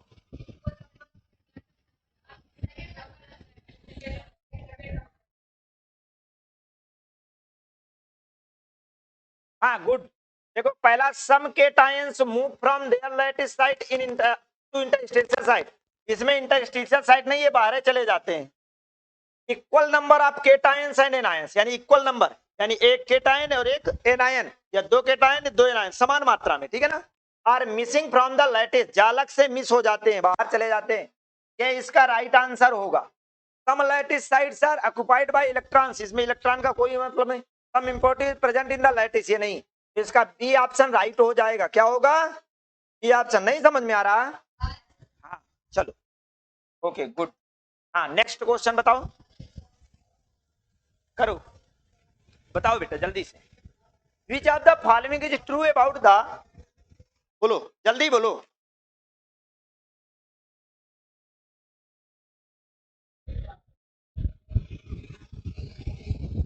जल्दी बोलो। बगुला जानते हो? बगुला किसे कहते हैं? बगुला जानते हो? बताओ किसे कहते हैं? बगुला के बारे में थोड़ा सा मुझे बताओ क्या होता। बगुला नहीं जानते हो ना? बगुला नहीं जानते हो ना? आजकल जानते हो, देखी हो?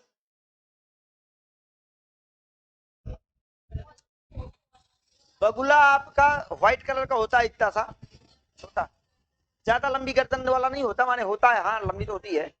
उसे आप लोग पानी के किनारे देखोगे, मछली की ताक में बैठा रहता है, बिल्कुल नजर गड़ाए। हाँ तो आप भी बगुले के समान बैठे हो, कुछ बोल ही नहीं रहे हो। श्रेया तुम भी कुछ बोलो ना, है ना? हाँ बोलना है। चलो, विच of the following is true about the, देखो सब लोग बोलो, मुंह से कुछ भी निकालो, बोलो, बोलोगे अच्छा रहेगा। विच of the following is true about the charge acquired by P type semiconductor, बताओ पी टाइप का सेमीकंडक्टर कहां पर? मैं सब कुछ बता चुका हूं आप लोगों को। पी प्रकार के अर्धचालक द्वारा उपार्जित आवेश के बारे में इनके क्या सही है? पी प्रकार के अर्धचालक में द्वारा उपार्जित आवेश के बारे में इनमें से क्या सही है? तो देखो, उपार्जित आवेश, उपार्जित आवेश का मतलब जो बाहर निकलता है, उत्सर्जित, उत्सर्जन होता है, जो बचता है। तो आपको पता है एन टाइप और पी टाइप, यही है। आपको पता है एन टाइप में इलेक्ट्रॉन होते हैं, अधिक मात्रा में होते हैं ना, इसमें इलेक्ट्रॉन अधिक मात्रा में पाए जाते हैं, और पी टाइप में होल्स अधिक मात्रा में पाए जाते हैं, यही है ना। इसमें इलेक्ट्रॉन अधिक मात्रा में पाए जाते हैं, इसमें होल्स अधिक मात्रा में पाए जाते हैं। आपको पता है इलेक्ट्रॉन में मैंने बताया था पॉजिटिवली चार्ज होता है, और इसमें इसमें निगेटिवली चार्ज होता है, और इसमें पॉजिटिवली चार्ज होता है, ठीक है ना? हाँ, जिसके कारण ये कंडक्टिविटी को इसके बढ़ाते हैं, इनको, इनकी कंडक्टिविटी को यही बढ़ाते हैं, ठीक है ना? तो अब आपसे पी प्रकार के अर्धचालक पूछ रहा है, तो ये क्या होगा? धनात्मक हो जाएगा। क्या होगा? कौन किस प्रकार के आवेश उपार्जित होते हैं? धनात्मक आवेश। वो वहां पर धनात्मक चार्ज निकल रहा है ना, यहाँ पर धनात्मक चार्ज है ना। किस प्रकार का है? किस प्रकार का चार्ज है? Positive charge. और यहाँ पर क्या है? Negative charge, N type. क्या समझ में आ रहा है ना? हाँ चलो गुड। फिर देखो, अभी तक में मैंने देखा कोई, अभी तक का कोई ऐसा क्वेश्चन नहीं जो बिना पढ़ाया हुआ आया, सब कुछ पढ़ाए हुए से आ रहा है, सब चीजें। To get N type semiconductor from silicon, to get N type semiconductor from silicon, it should be doped with a substance with valence. बताओ, सिलिकॉन से एन प्रकार का अर्धचालक प्राप्त करने के लिए किस संयोजकता वाले पदार्थ को इसमें मिश्रित करना चाहिए? बताओ, सिलिकॉन को क्या बनाना है? एन टाइप सेमीकंडक्टर बनाना है। तो किस प्रकार की डोपिंग करेंगे? क्या मिक्स करेंगे? जल्दी बोलो। एन टाइप सेमीकंडक्टर बनाना है तो कौन सी, किस वैलेंसी का? हाँ ध्यान देना। तो आपको पता है जब सिलिकॉन को एन टाइप सेमीकंडक्टर बनाते हैं तो कौन सी इंप्योरिटी मिलाते हैं? पेंटावैलेंट। कौन सी? पेंटावैलेंट मिलाते हैं, पेंटावैलेंट। इसको याद करने के लिए आप लोग ध्यान रखना, पी टाइप यदि आता है तो P5 पेंटा होता है, और एन टाइप तो हटा दो, P4 पेंटा, पर P5 पेंटा होता है, पर P के लिए पेंटा का यूज नहीं होता, इससे अपोजिट। इतना बस ध्यान रखना, P का मतलब पेंटा, पर पेंटा इसमें नहीं होता, उसके अपोजिट वाले में होता है, बस इतने में याद रहेगा। तो एन टाइप में पेंटावैलेंट इंप्योरिटी मिलाते हैं ना, पंच संयोजी अशुद्धि प्राप्त करने किस संयोजकता वाले, किस संयोजकता वाले, ये कह रहा है ना, किस संयोजकता वाले, कितने वैलेंसी वाले? पंच संयोजी, है ना, पंच संयोजी मिलाया जाता है, ये पंच संयोजी अशुद्धि को मिलाते हैं। क्या सही है? क्या क्वेश्चन आपके बेटर हैं? बेहतरीन क्वेश्चन समझ में आ रहे हैं। चलो ओके अगला, अब आ गए क्या, ये भी सॉलिड स्टेट का क्वेश्चन है, पढ़ाया हुआ क्वेश्चन है, बोलो जल्दी जल्दी बोलो।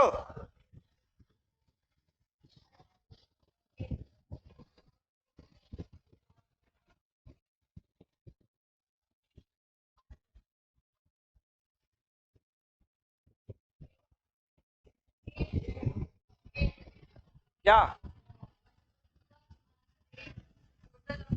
The total number of tetrahedral voids, voids बताया था, टेट्राहेड्रल वाइड्स पढ़ाया हूं, तो क्या है the total number of tetrahedral, एक टेट्राहेड्रल और एक ऑक्टाहेड्रल बताया था क्या, तो the total number of tetrahedral voids in the face centre unit cell, तो मैंने बताया था एससीसी, डीसीसी, एफसीसी, समझ लो एक बार अच्छे से। एससीसी इसका नंबर ऑफ एटम इसमें एक होते हैं, नंबर ऑफ एटम 1, इसमें नंबर ऑफ एटम 2, इसमें नंबर ऑफ एटम 4 होते हैं। क्या सही है, नंबर ऑफ एटम सही है। जब आपसे टेट्राहेड्रल पूछता है, टेट्राहेड्रल वाइड और ऑक्टाहेड्रल वाइड, यही है ना, तो टेट्राहेड्रल वाइड जड़ के समान, यानी जितने एटॉमिक नंबर होंगे उतना ही होगा। अच्छा सॉरी, हाँ इसका क्या होता है, डबल होता है, क्या होता है, टेट्राहेड्रल डबल होता है, और ऑक्टाहेड्रल जितने एटॉमिक नंबर होता है उतना ही होता है, यही होता है ना, एटॉमिक नंबर या जितने परमाणुओं की संख्या होती है उतने ऑक्टाहेड्रल वाइड की संख्या होती है, और टेट्राहेड्रल वाइड में परमाणुओं की संख्या यानी नंबर ऑफ एटम का डबल होता है, यही होता है। अब आपसे क्या कह रहा है, फलक केंद्रित एकक कोष्ठक यानी एफसीसी के बारे में पूछ रहा है। एफसीसी में नंबर ऑफ एटम कितने, 4, तो टेट्राहेड्रल पूछ रहा है, तो 4 का डबल कितना होगा बेटा, 8। गुड, समझ में आ गया ना, हाँ कर लेना, ये भी पढ़ाया हुआ है कि नहीं, हाँ कोई भी चीज बिना पढ़ाई नहीं है, इसका मतलब अब आप एजीबीआर क्रिस्टल द्वारा, मैं आपको सिल्वर ब्रोमाइड बताया था, सिल्वर ब्रोमाइड एक ऐसा क्रिस्टल है जो जिसमें फ्रेंकल और शॉर्ट की दोनों प्रकार के दोष पाए जाते हैं, नीचे नोट लगा के लिखवाया था, दोनों प्रकार के दोष पाए जाते हैं, तो ए एवं बी दोनों, शॉर्ट की दोष और फ्रेंकल दोष दोनों पाए जाते हैं। अगला बताओ, in which pair most efficient packing is present, किस पेयर में सबसे ज्यादा एफिशिएंसी पैकिंग होती है, पैकिंग एफिशिएंसी सबसे ज्यादा किसमें होती है, बताओ, बता चुका हूं बेटा, किसमें होती है, हाँ अब बताओ मुझे, सबसे पहले बताओ आप, इसमें एससीसी की पैकिंग एफिशिएंसी कितनी होती है, जल्दी बोलो, 52.4%, यही होती है। डीसीसी की कितनी होती है, 68%, एफसीसी की कितनी होती है, 74%। बताओ सबसे ज्यादा पैकिंग एफिशिएंसी किसकी हुई, एफसीसी की, और एफसीसी को एचसीपी या सीसीपी सेम होती है ना, एचसीपी या सीसीपी सेम होती है कि नहीं होती है, और तो ये सब अलग अलग है ना, तो सबसे ज्यादा किसकी हो जाएगी, सेकंड। क्या समझ में आ गया ना, एचसीपी तथा सीसीपी की सेम होती है, 74 हाईएस्ट हो जाएगी। चलो हाँ अगला बताओ, the percentage of empty space, ये भी बताया हूं, इम्पिटी स्पेस देखो, पैकिंग एफिशिएंसी और इम्पिटी स्पेस दोनों चीजें बताया हूं। Empty space in a body centred cubic arrangement, बहुत सिंपल, सेंटर्ड क्यूबिक अरेंजमेंट बताओ, body centred cubic arrangement BCC में पूछ रहा है, बॉडी सेंटर्ड क्यूबिक अरेंजमेंट पूछ रहा है बेटा, बताओ the percentage of empty space in a body centred cubic arrangements, body centred cubic arrangements पूछ रहा है। तो देखो बॉडी सेंटर्ड, सबसे पहले इसकी पैकिंग एफिशिएंसी बताओ, इसकी पैकिंग एफिशिएंसी 68% होती है, टोटल 100% होता है, तो अब हमें खाली स्थान इतना तो पैक कर दिया गया, इतना बेटा क्या कर दिया गया, पैक कर दिया गया, स्थान 100 में इतना स्थान क्या हो गया, पैक हो गया। बचा कितना, तो 100 माइनस 68 कितना बचा बेटा, 32%। खाली स्थान बचा कि नहीं बचा, इम्प्टी स्पेस यानी रिक्त स्थान बेटा, इम्प्टी स्पेस यानी रिक्त स्थान। नहीं समझ में आया, तो 32 ये इसका राइट आंसर हो जाएगा। क्या क्लियर है, ठीक है। हाँ, अगला क्वेश्चन करो, बताओ बेटा।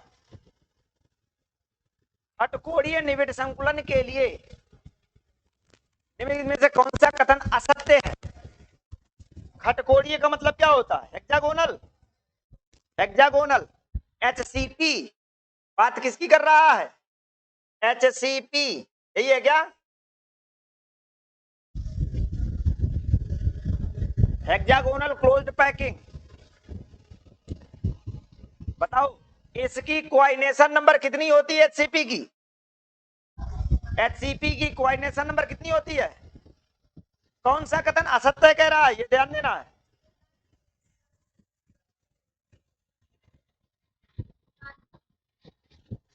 सही से पढ़ो, पहले चारों ऑप्शन सही से पढ़ो, जल्दी करो, पहले मैंने जो करवाया है वो बताओ।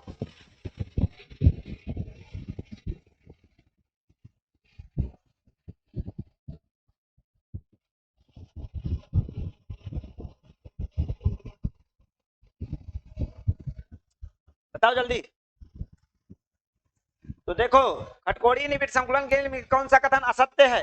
सबसे पहले तो मैं आपको बता चुका हूं कि एचसीपी की कोऑर्डिनेशन एचसीपी या एफसीसी, एफसीसी की भी बताया हूं ना, इनकी कोऑर्डिनेशन नंबर कितनी बताया था, 12 बताया हूं। देखो लिखा होगा, देख लिया करो, कभी कभी देख लिया करो, जहां पर उपसंयोजन संख्या बताया था, कोऑर्डिनेशन नंबर बताया था, सबकी अलग अलग लिखवाया था कोऑर्डिनेशन नंबर, सबका चार्ट बनवाया था, सब कुछ बनवाते चला आया हूं।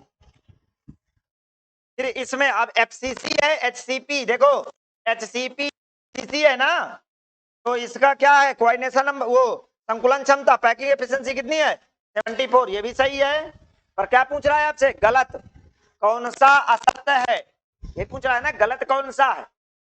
ये और ये सही हो गए दोनों।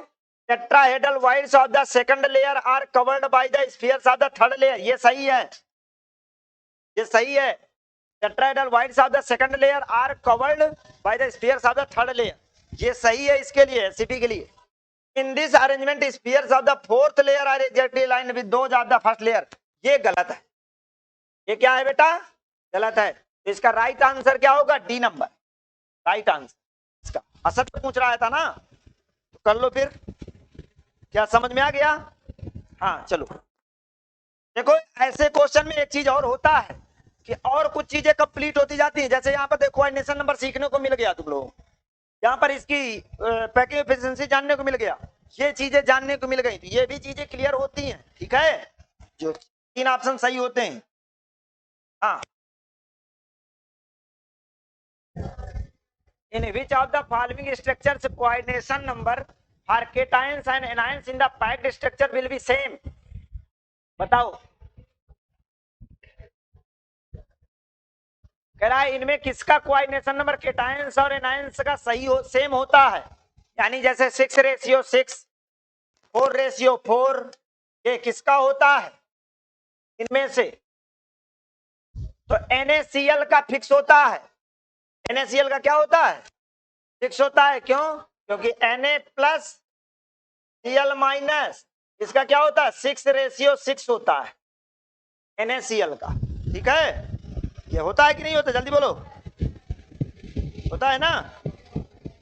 हाँ, तो NaCl वाला ये Cl minus ion form FCC lattice and Na plus ion occupy all octahedral voids of the unit cell, ये वाला राइट होगा। क्लियर, समझ में आ गया ना। ये बताओ, what is the coordination number, देखो बेटा coordination number in a square close packing, square close packing की कोऑर्डिनेशन नंबर आपसे पूछ रहा है बेटा, स्क्वायर क्लोज्ड पैकिंग। तो देखो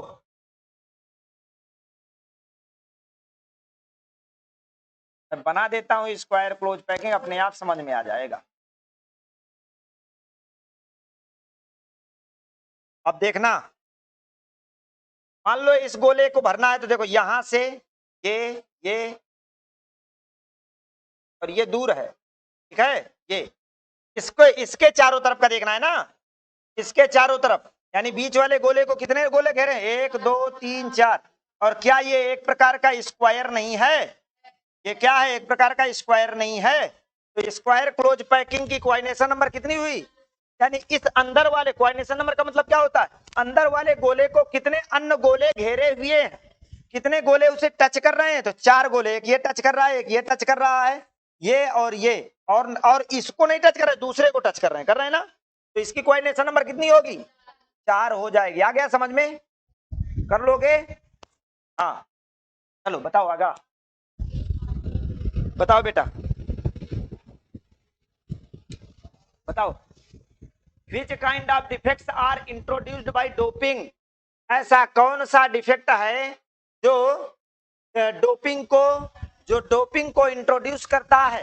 अपमिश्रण से किस प्रकार का दोष उत्पन्न होता, अपमिश्रण यानी डोपिंग, देखो अशुद्धि मिलाने की प्रक्रिया को क्या कहते हैं, डोपिंग कहते हैं ना। तो कह रहा है ऐसा कौन सा डिफेक्ट है जो अशुद्धि को मिलाने से उत्पन्न होता है, अपमिश्रण से, अपमिश्रण का मतलब क्या, अशुद्धि मिलाना, क्या है, अशुद्धि मिलाना, मिलाने से किस प्रकार का दोष उत्पन्न होता है बताओ।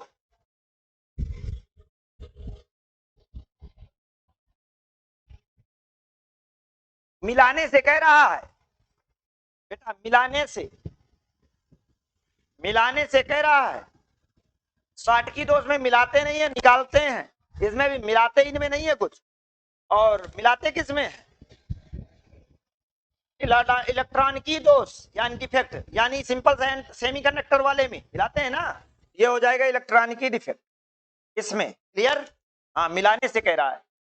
चलो next, silicon doped with electron rich impurity forms, silicon doped with electron rich impurity forms, silicon में इलेक्ट्रॉन धनी अशुद्धि को अपमिश्रित करने पर सिलिकॉन में समझो पहले, सिलिकॉन में इलेक्ट्रॉन रिच इम्प्योरिटी का मतलब ये है, सिलिकॉन में ऐसी कौन सी इम्प्योरिटी मिलाते हैं, या सिंपल से ये कहो, सिलिकॉन में कौन सा सेमीकंडक्टर होता है कि जब इलेक्ट्रॉन अधिक मात्रा में पाए जाते हैं, रिच इम्प्योरिटी है ना, इलेक्ट्रॉन रिच इम्प्योरिटी का मतलब यही होता है। आपकी डिफिनीशन में भी मैंने ऐसे ही लिखवाया था, चाहे पढ़ लो एक बार डिफिनीशन, एन टाइप की डिफिनीशन पढ़ो, समझ में आ जाएगा, इलेक्ट्रॉन रिच इम्प्योरिटी होगा, लिखा है, हाँ।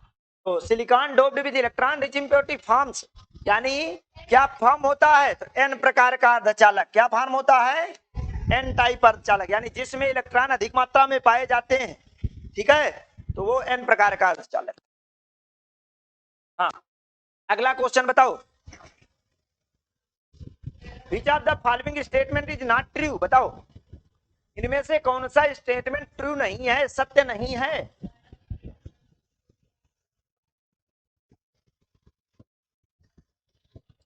कौन सा सत्य नहीं, जल्दी पढ़ो,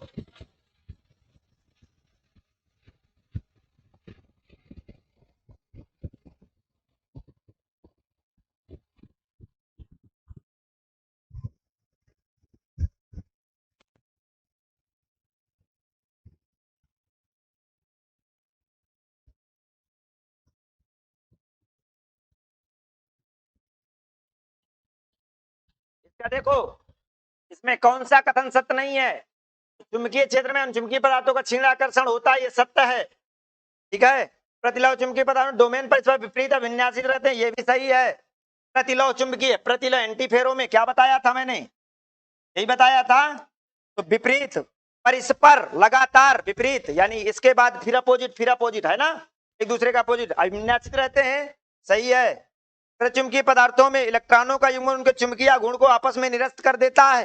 प्रचुंबकीय पदार्थों में प्रतिचुंबकीय, प्रचुंबकीय का मतलब क्या होता है, प्रचुंबकीय डायामैग्नेटिक, इलेक्ट्रॉनों का युग्मन उनके चुंबकीय गुण को आपस में निरस्त कर देता है, ये भी सही है। इसका लौ चुंबकीय पदार्थों को स्थायी रूप से चुंबकत्व प्रदान नहीं किया जा सकता, परमानेंटली इनको, ये वाला ferromagnetic substances can not B magnetised permanent, ये इसका सत्य कथन नहीं है, ये क्या है, इसका सत्य कथन नहीं है, तो इसका ये सही नहीं है, ठीक है, कर लो। अगला क्वेश्चन, हाँ बोलो। Which of the following is not true about the ionic solids, बताओ which of the following is not true about the ionic solids, बताओ इसमें which of the following is not true about the ionic solids, ये ionic solid के लिए इनमें से कौन सा सही नहीं है, आयनिक के लिए कह रहा, जल्दी बोल, जल्दी बोलो बेटा।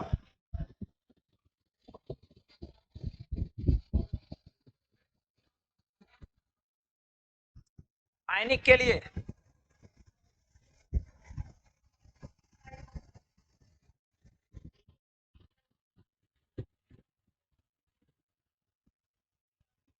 तो इसका जो राइट आंसर होगा चौथा होगा, क्या होगा, द फ्रैक्शन ऑफ ऑक्टाहेड्रल और tetrahedral wides occupied depends upon the radii of the ions occupied the wides, ये आयंस की रेडियाई पर डिपेंड करते हैं, किस पर, जैसे NaCl है तो Na प्लस की रेडियाई और Cl माइनस की रेडियाई इनके आयंस के रेडियाई पर डिपेंड करते हैं, त्रिज्या पर निर्भर करते हैं, ठीक है। चतुष्फल के अष्टफल की रिक्तियों का अध्यापित अंश रिक्तियों में अध्यासित होने वाले आयनों की त्रिज्या पर निर्भर करता है, ठीक है, ये का राइट आंसर हो। चलो बताओ, लव चुंबकीय पदार्थ चुंबकीय क्षेत्र में रखे जाने पर स्थायी चुंबक बन जाता है, क्योंकि, बोलो क्यों बन जाता है, यदि फेरोमैग्नेटिक सब्सटेंस को becomes ferromagnetic substance becomes permanent magnet when it is placed in a magnetic field because लौ चुंबकीय पदार्थ चुंबकीय क्षेत्र में रखे जाने पर स्थायी चुंबक बन जाता है, क्यों,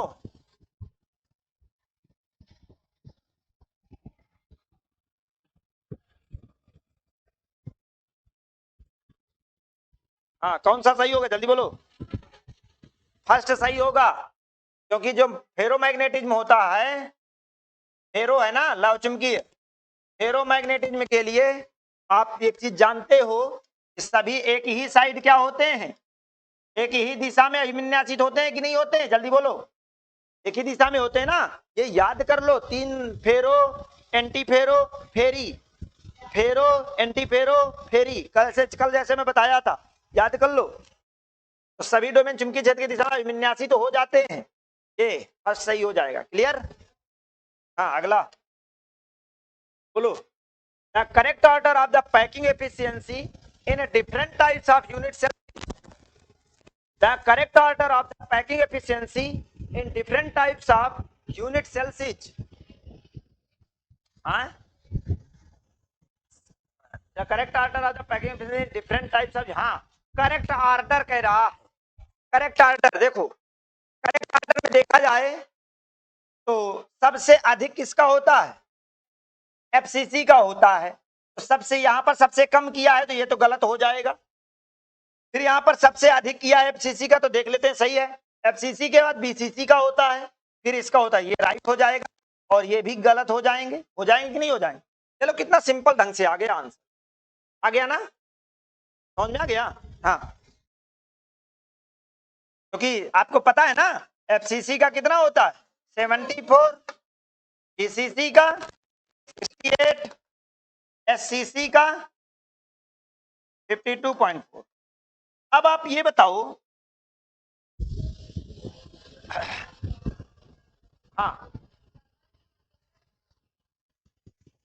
प्रभंश दोष भी कहलाता है, निम्न में कौन सा दोष प्रभंश दोष भी कहलाता है, प्रभंश दोष आपका यहाँ पर डिसलोकेशन डिफेक्ट, डिसलोकेशन जिसकी लोकेशन मतलब अपने स्थान से जो डिस्क्वालीफाई और डिस्टर्बेंस, उसे हम कहते हैं प्रभंश दोष।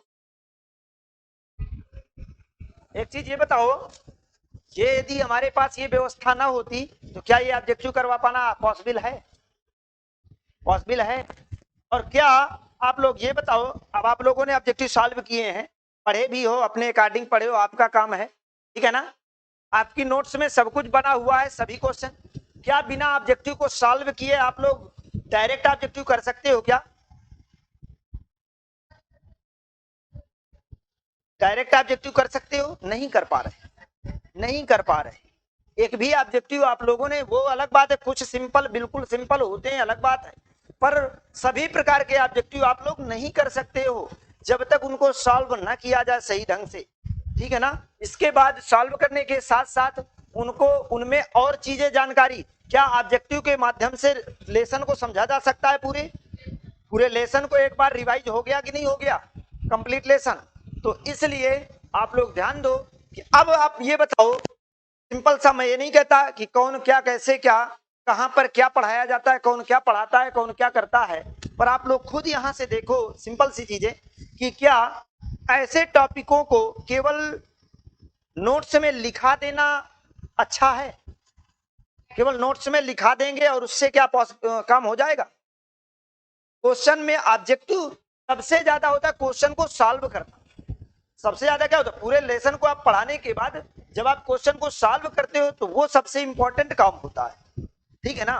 तो अब आप ये समझो कि क्या चीजें चल रही हैं, क्या हो रहा है लोगों के साथ, बच्चों के साथ क्या किया जा रहा है। यही कारण है कि बच्चे देखो, जब क्या कहते हैं मैक्सिमम बच्चे होते हैं उनमें 2-4 बच्चे नंबर ले आए तो वो रिजल्ट नहीं होता है, उससे रिजल्ट नहीं है। मैक्सिमम बच्चों में हम कहते हैं 90% बच्चे रिजल्ट आना चाहिए, आना चाहिए कि नहीं आना चाहिए, हाँ 90% का रिजल्ट अच्छा आना चाहिए, अच्छा रिजल्ट आना चाहिए, तब तो हम टीचर की महत्ता को जान रहे हैं, अन्यथा फिर कोई मतलब नहीं। पर आप सोचो कि बिना कुछ सोर्सेस के पढ़ाई पॉसिबल थोड़ी सी करना मुश्किल है आज के सिस्टम में। तो जितना हम एक्स्ट्रा चीजें जान लें, क्योंकि आपको बता दें जितने मैं ऑब्जेक्टिव करा रहा हूं, देखो ये आपके नीट आईआईटी यही क्वेश्चन इसी तरह क्वेश्चन पूछे जाते हैं। नीट आईआईटी आपके 12th जो आप पढ़ रहे हो बोर्ड एग्जाम, आपका प्री नर्सिंग सेमेस्टर टेस्ट जो आप पीएनएसटी वगैरह नर्सिंग के एग्जाम देते हो, इसके अलावा जिसमें भी साइंस ये केमिस्ट्री आती है सॉलिड स्टेट का टॉपिक, आप वहां चाहे जहां के क्वेश्चन देखिएगा सभी में आपको ऐसे क्वेश्चन देखने को मिलेंगे। ये क्वेश्चन सभी जगह देखने को मिलेंगे, ज्यों कहते हो देखने को मिलेंगे। बात समझ रहे हो ना। तो क्वेश्चन सॉल्व करना जरूरी होता है। चलो तो बताओ अब इसमें डिसलोकेशन डिफेक्ट भी कहलाता है, फ्रैंकल दोष डिसलोकेशन होता है।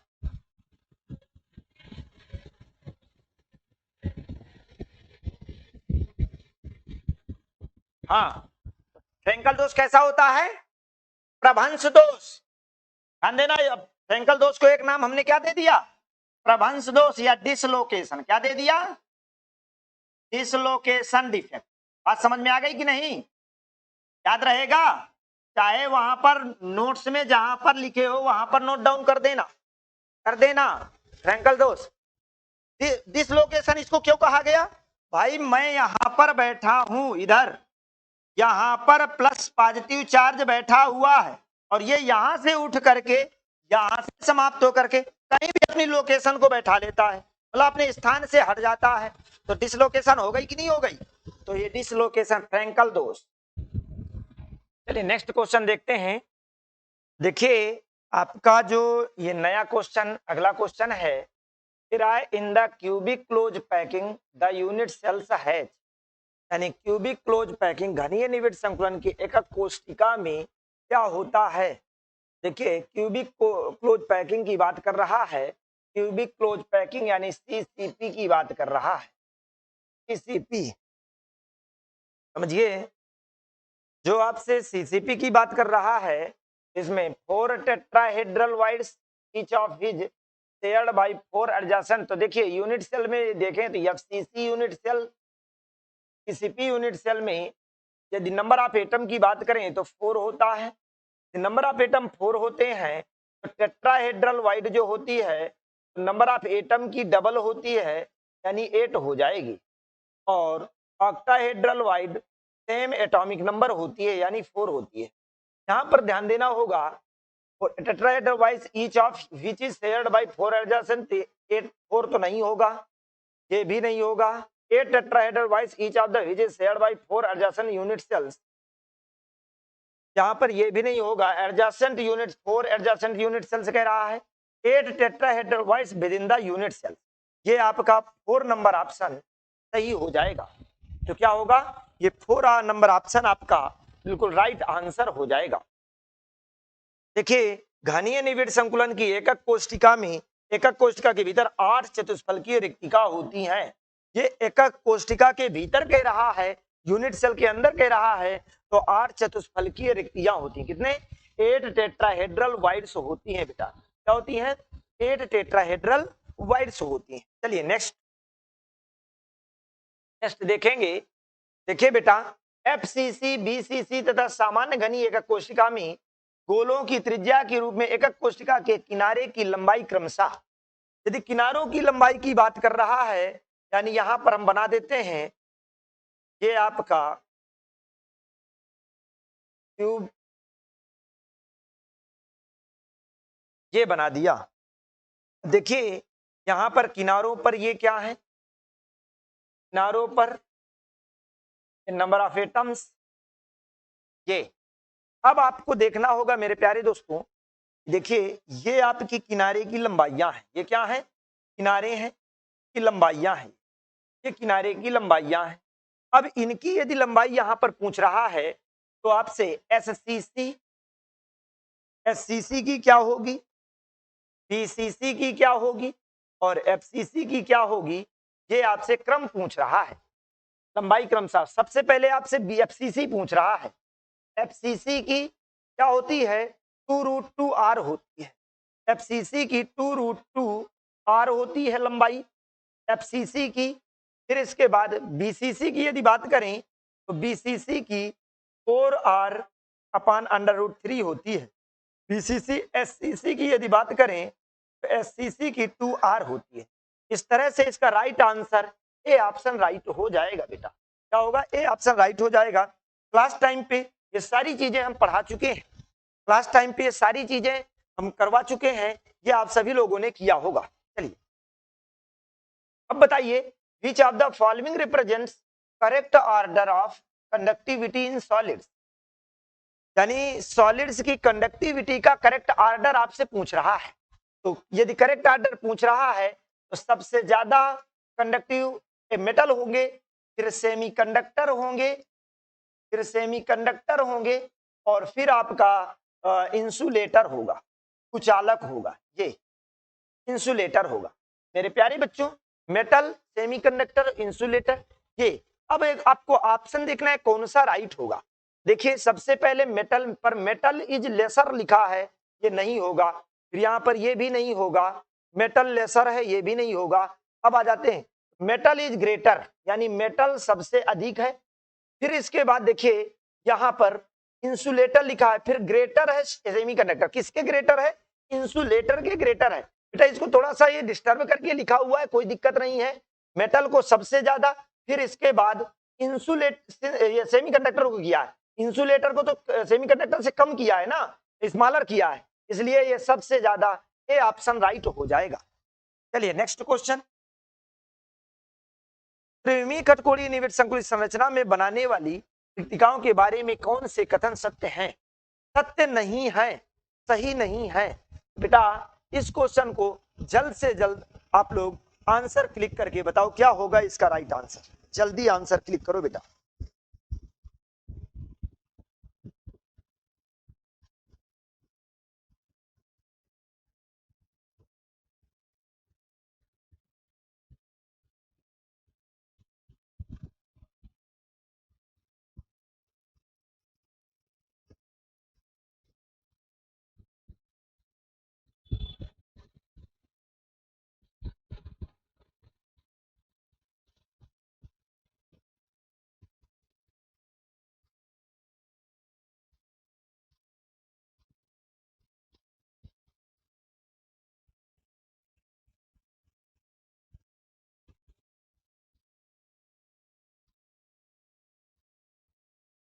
हाँ बताइए जल्द से जल्द क्या होगा। तो देखिए which of the following is not true about the voids formed in 3-dimensional hexagonal close packed structure, यानी hexa 3-dimensional hexagonal close packed structure के बारे में कह रहा है, कौन सा सही नहीं है।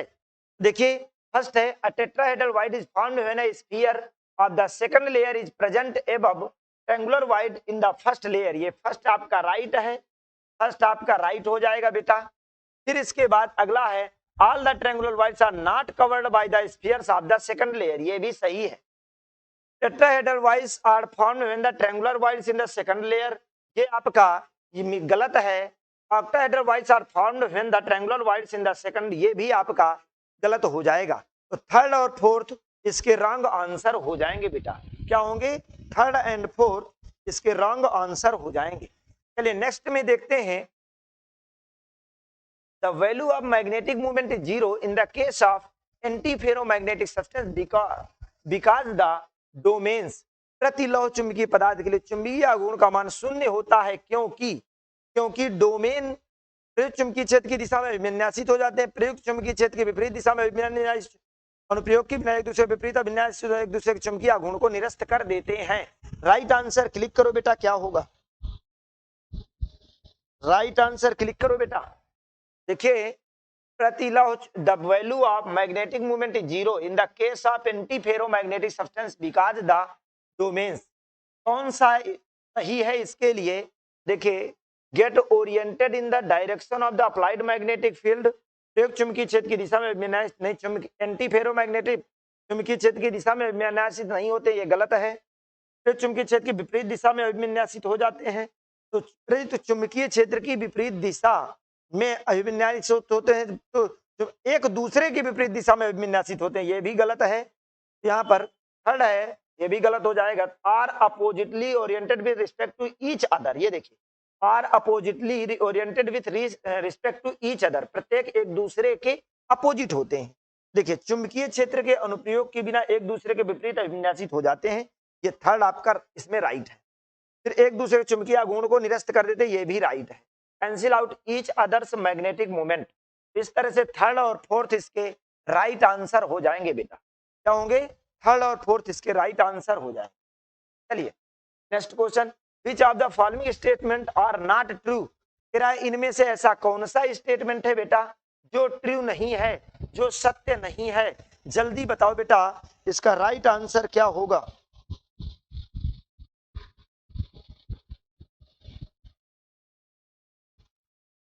कौन सा सत्य नहीं है बेटा? देखिए सबसे पहले कह रहा है सत्य नहीं है, vacancy defect results in a decrease in the density of the substance. यदि वैकेंसी रिक्तिका दोष से पदार्थ का घनत्व कम होता है, बिल्कुल राइट है। रिक्तिका दोष का मतलब वैकेंसी डिफेक्ट, यानी वहां पर स्थान रिक्त हो जाता है। यदि स्थान रिक्त हो जाएगा, बाहर हो जाएंगे, तो क्या डेंसिटी कम होगी? बिल्कुल राइट है। फिर इंटरस्टिशियल दोष से पदार्थ का घनत्व बढ़ता है, इंटरस्टिशियल दोष से पदार्थ का घनत्व बढ़ता है। आपको बताना है कि क्या इंटरस्टिशियल दोष से पदार्थ का घनत्व बढ़ता है, तो बिल्कुल राइट है, इंटरस्टिशियल दोष से पदार्थ का घनत्व बढ़ता है बेटा। अब क्वेश्चन है ये, पर हमें सत्य नहीं असत्य कथन छांटना है। अशुद्ध दोष का पदार्थ के घनत्व पर कोई प्रभाव नहीं पड़ता, तो ध्यान रखिएगा बेटा, जो इम्प्योरिटी डिफेक्ट होती है उससे इम्प्योरिटी यानी कोई ना कोई इम्प्योरिटी मिलाते हैं तब डिफेक्ट उत्पन्न होता है, और इम्प्योरिटी मिलाने पर डेंसिटी इंक्रीज होगी, बट यहाँ पर कोई प्रभाव नहीं पड़ता, ये राइट गलत हो जाएगा। फ्रेंकल दोष से पदार्थ का घनत्व बढ़ता है, तो ध्यान रखिएगा बेटा, फ्रेंकल दोष में क्या होता है, धन आयन अपना स्थान छोड़कर किसी इंटरस्टेशियल स्पेस में चला जाता है। धन आयन कहाँ चला जाता है? इंटरस्टेशियल स्पेस में चला जाता है। तो क्या डिफेक्ट पर कोई परिवर्तन हुआ? नहीं हुआ। वो सॉरी, यहाँ पर डेंसिटी पर कोई परिवर्तन नहीं होता है। यानी सिंपल सा आपको बता दें बेटा, ये है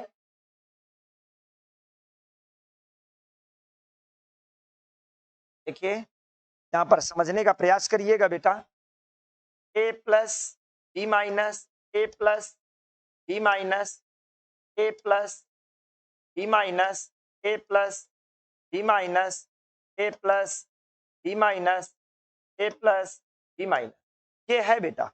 अब देखो इसमें क्या होता है कि एक धनायन अपना स्थान रिक्त कर देता है, यहाँ पर छोड़ के करके किसी इंटरस्टेशियल स्पेस पर चला जाता है, यहाँ पर छोड़ा और मान लो यहाँ पर आ जाता है। तो बताओ क्या इसने स्थान छोड़ा है पर कहीं ना कहीं तो व्यवस्थित हो गया ना, है तो उतने ना मेंबर कितने उतने ना, पार्टिकल उतने ना है, तो ये इससे कोई भी घनत्व पर कोई प्रभाव नहीं पड़ता है, ये भी गलत है। इस तरह से थर्ड और फोर्थ इसके इस क्वेश्चन के लिए राइट आंसर हो जाएंगे, राइट आंसर, क्योंकि यही गलत स्टेटमेंट है और ये दोनों सही स्टेटमेंट। ये आपके थर्ड और फोर्थ को ध्यान रखना है बेटा। चलिए अगला नेक्स्ट है,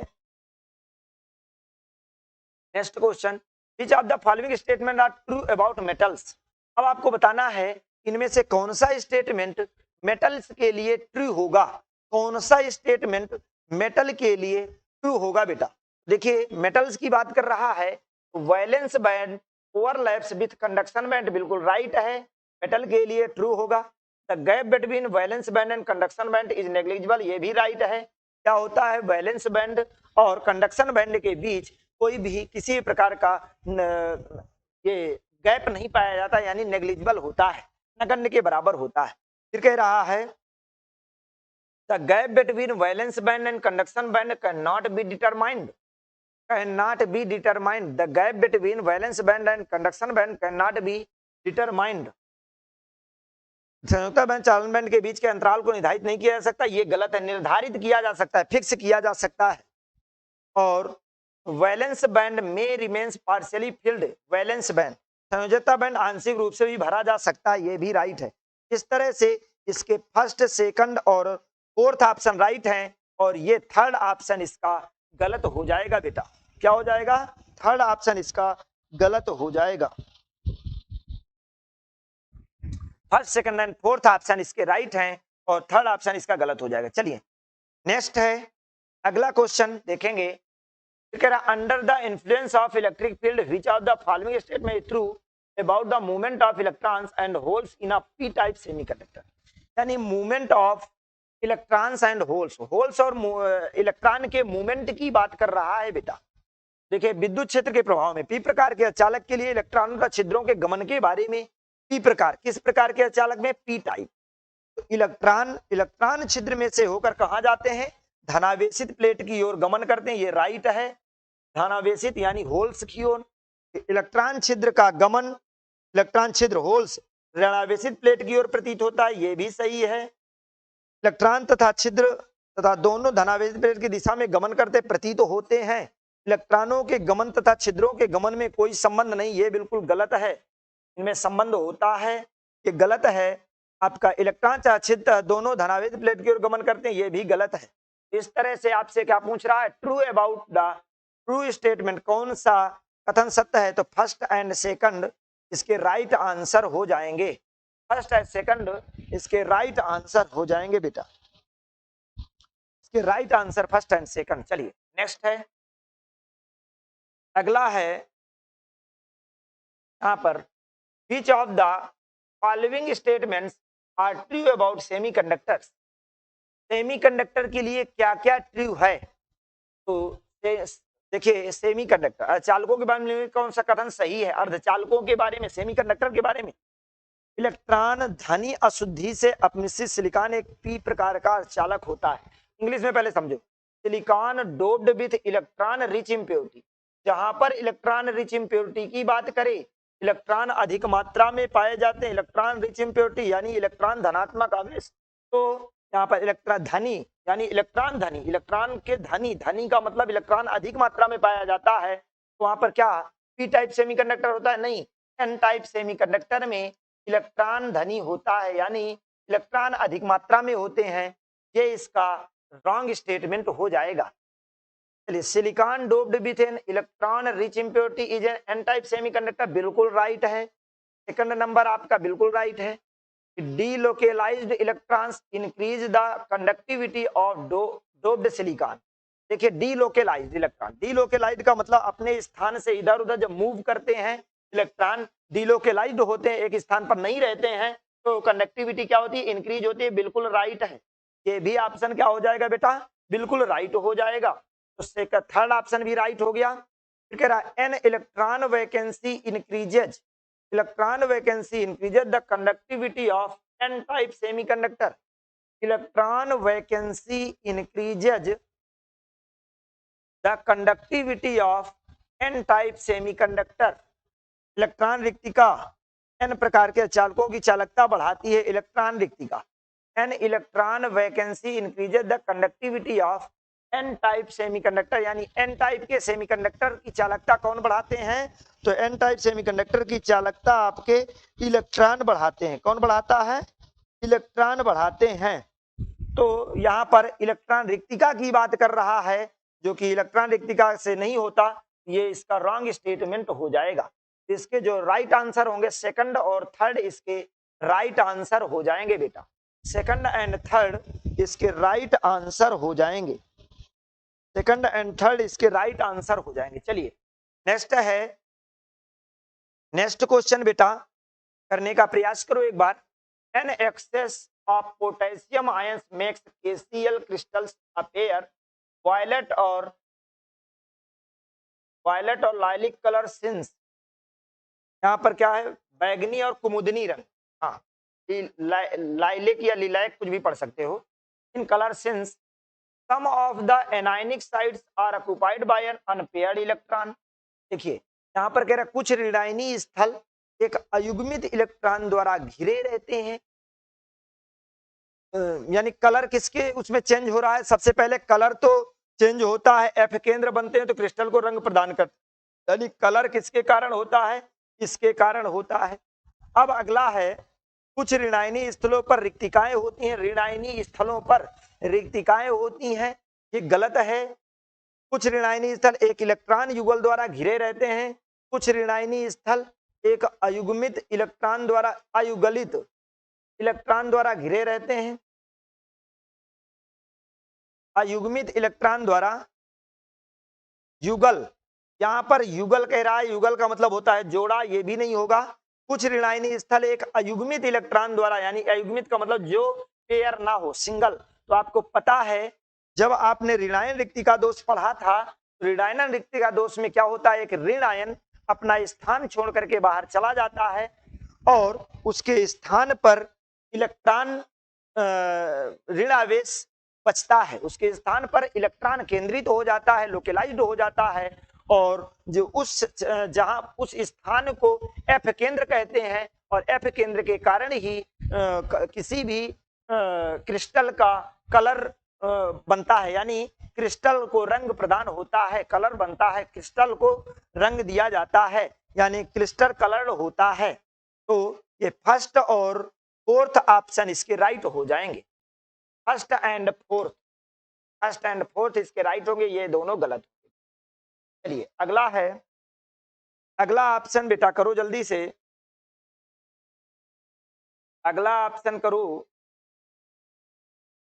हाँ, the new number of tetrahedral voids per unit cell in NaCl crystalline, the number of tetrahedral voids per unit cell in NaCl crystalline। जो देखिए NaCl क्रिस्टल में आपको पता है Na+Cl- का कोऑर्डिनेशन नंबर 6:6 होता है, और ये FCC यूनिट सेल को तैयार करते हैं। FCC यूनिट सेल की यदि बात करें तो इसकी एटॉमिक नंबर इसका 4 होता है। अब आपसे नंबर ऑफ टेट्राहेड्रल वाइड पूछा है, तो tetrahedral void, number of tetrahedral void जो होगी वो 8 हो जाएगी, क्योंकि एटॉमिक नंबर का डबल होता है बेटा। क्या होता है? डबल होता है। NaCl क्रिस्टल की एका कोष्ठक चतुष्फलकी रिक्तियों की संख्या क्या होती है? 8 होती है, बिल्कुल राइट है। और देख लेते अष्टफलकी रिक्तिका से दुगनी, हाँ जो ऑक्टाहेड्रल वाइड यदि कहे तो ऑक्टाहेड्रल वाइड 4 होगी, और टेट्राहेड्रल वाइड यहाँ पर क्या हो गई बेटा? 8 हो गई। तो इसकी दोगुनी हो गई कि नहीं हो गई? इसकी ऑक्टाहेड्रल वाइड की दोगुनी हो गई। तो इसका थर्ड ऑप्शन, यानी सेकंड और थर्ड ऑप्शन राइट हो जाएंगे बेटा। ये सेकंड और थर्ड ऑप्शन इसके राइट हो। चलिए नेक्स्ट क्वेश्चन है आप सभी के लिए। हाँ, amorphous solid can also be called, amorphous solid can also be called, अक्रिस्टलीय ठोसों को क्या कह सकते हैं? तो अक्रिस्टलीय ठोसों को स्यूडो सॉलिड से कहते हैं, आपको बताया था। आभासी सॉलिड छद्म ठोस कहा जाता है, स्यूडो सॉलिड। और इसके बाद इसको सुपर कूल्ड लिक्विड्स भी कहते हैं, ध्यान देना बेटा। एमॉर्फस सॉलिड को सुपर कूल्ड लिक्विड भी, अतिशीतित द्रव भी कहते हैं। ये दोनों इसके राइट आंसर हो जाएंगे। छद्म ठोस और अतिशीतित द्रव इसके राइट आंसर हो जाएंगे। Amorphous solid can also be called pseudo solids और सुपर कूल्ड लिक्विड्स। चलिए अगला है नेक्स्ट क्वेश्चन बेटा। अब कह रहा है a perfect crystal of silicon, एक सिलिकॉन एक परफेक्ट क्रिस्टल है, ये फिगर दिखा रहा है। Is doped with some elements as given in the options, which of the is option show N type से, हमें एन टाइप सेमीकंडक्टर को शो करना है। सिलिकॉन के आदर्श क्रिस्टल में कुछ तत्व डोपित किए गए जैसा कि विकल्पों में दर्शाया गया है। कौन से विकल्प एन प्रकार के अर्धचालक को दर्शाता है? तो देखिए ये है प्योर क्रिस्टल या आइडियल क्रिस्टल, इसी को नाम देंगे। क्या कहेंगे बेटा? इसको हम आइडियल क्रिस्टल कहेंगे। क्या कहेंगे? Ideal crystal. अब आइडियल क्रिस्टल में इंप्योरिटी मिलाई जाती है बेटा। क्या मिलाया जाता है? इंप्योरिटी। अब कह रहा है कि एन टाइप सेमीकंडक्टर कब होगा, यानी सिलिकॉन के इसमें जो सिलिकॉन का प्योर क्रिस्टल तैयार हुआ है इसमें कौन सी इंप्योरिटी मिलाई जाएगी एन टाइप सेमीकंडक्टर? तो आपको पता है सिलिकॉन एन टाइप सेमीकंडक्टर बनाने के लिए पंच संयोजी अशुद्धि मिलाई जाती है, यानी पेंटावैलेंट इंप्योरिटी मिलाई जाती है। Nitrogen, phosphorus, arsenic, antimony, bismuth. यदि इनमें से कोई इंप्योरिटी यदि आपको सिलिकॉन के साथ मिल जाती है तो आप मानो कि एन टाइप सेमीकंडक्टर आपका तैयार हो जाएगा बेटा। क्या बन जाएगा? एन टाइप सेमीकंडक्टर तैयार हो जाएगा। तो यहाँ पर एन टाइप सेमीकंडक्टर को तैयार करने के लिए तो देखिए बोरान आपका त्रिसंयोजी है जिससे पी टाइप बनेगा, एल्यूमिनियम आपका त्रिसंयोजी है, ट्राइवेलेंट है जिससे पी टाइप बनेगा। आर्सेनिक और फास्फोरस ये दोनों राइट आंसर हो जाएंगे बेटा, first and third right answer होंगे। चलिए अगला question, which of the following statement are correct? इनमें से कौन सा स्टेटमेंट करेक्ट है? देखिए ferrimagnetic substances lose ferrimagnetism on heating and become paramagnetic. लौह चुंबकीय पदार्थ गर्म करने से लौह चुंबकत्व त्याग देते हैं और अणुचुंबकीय बन जाते हैं। बिल्कुल राइट है, लौह चुंबकत्व को त्याग देते हैं और पैरामैग्नेटिक बन जाते हैं। लौह चुंबकीय पदार्थ गर्म करने से लौह चुंबकत्व नहीं छोड़ते, तो ये गलत है।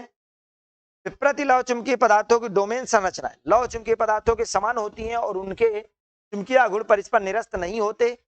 लौह चुंबकीय पदार्थों में सभी डोमेन चुंबकीय क्षेत्र की ओर अभिविन्यासित हो जाते हैं और चुंबकीय क्षेत्र हटाने पर भी वैसे ही बने रहते हैं। बताओ बेटा इसका राइट आंसर क्या होगा? जल्दी बताओ बेटा, इसका राइट आंसर करने का बेटा प्रयास करो, क्या होगा? तो देखो आपका लौह चुंबकीय पदार्थ गर्म करने से चुंबकत्व तो लौह चुंबकत्व नहीं छोड़ते, लौह चुंबकीय बने रहते हैं, ये सेकंड नंबर गलत होगा। प्रति लौह चुंबकीय पदार्थों की डोमेन संरचना लौह चुंबकीय पदार्थों नहीं होती है। लौह चुंबकीय पदार्थों सभी डोमेन चुंबकीय क्षेत्र की ओर अभिविन्यासित हो जाते हैं और चुंबकीय क्षेत्र हटाने पर भी वैसे बने रहते हैं। बिल्कुल राइट, फर्स्ट एंड फोर्थ, ये फर्स्ट आंसर राइट होगा और फोर्थ आंसर राइट होगा और ये दोनों रॉन्ग हो जाएंगे बेटा, ये दोनों रॉन्ग हो जाएंगे। चलिए अगला क्वेश्चन देखेंगे। अगला क्वेश्चन आपके लिए है बेटा और बहुत ही अच्छा क्वेश्चन है। Which of the following features are not shown by quartz glass? यानी क्वार्ट्ज ग्लास इनमें से ऐसा कौन सा फीचर है बेटा? इनमें से ऐसा कौन सा फीचर है, इनमें से ऐसी कौन सी विशेषता है जो क्वार्ट्ज ग्लास के विशेषता को शो नहीं करती है? तो बेटा आपको पता है क्वार्ट्ज ग्लास आपका एमॉर्फस सॉलिड है। क्या है? पीछे में क्वेश्चन भी आपका करा चुका हूं, ये आपका एमॉर्फस सॉलिड है बेटा। क्वार्ट्ज ग्लास आपका क्या है? एमॉर्फस सॉलिड है, ठीक है ना। क्वार्ट्ज ग्लास आपका एमॉर्फस सॉलिड है। अब एमॉर्फस सॉलिड की विशेषता यदि पता है तो उसकी विशेषता में अपने आप, this is a crystalline solid, बिल्कुल गलत, ये क्रिस्टलाइन सॉलिड नहीं है, यानी क्वार्ट्ज ग्लास क्या है?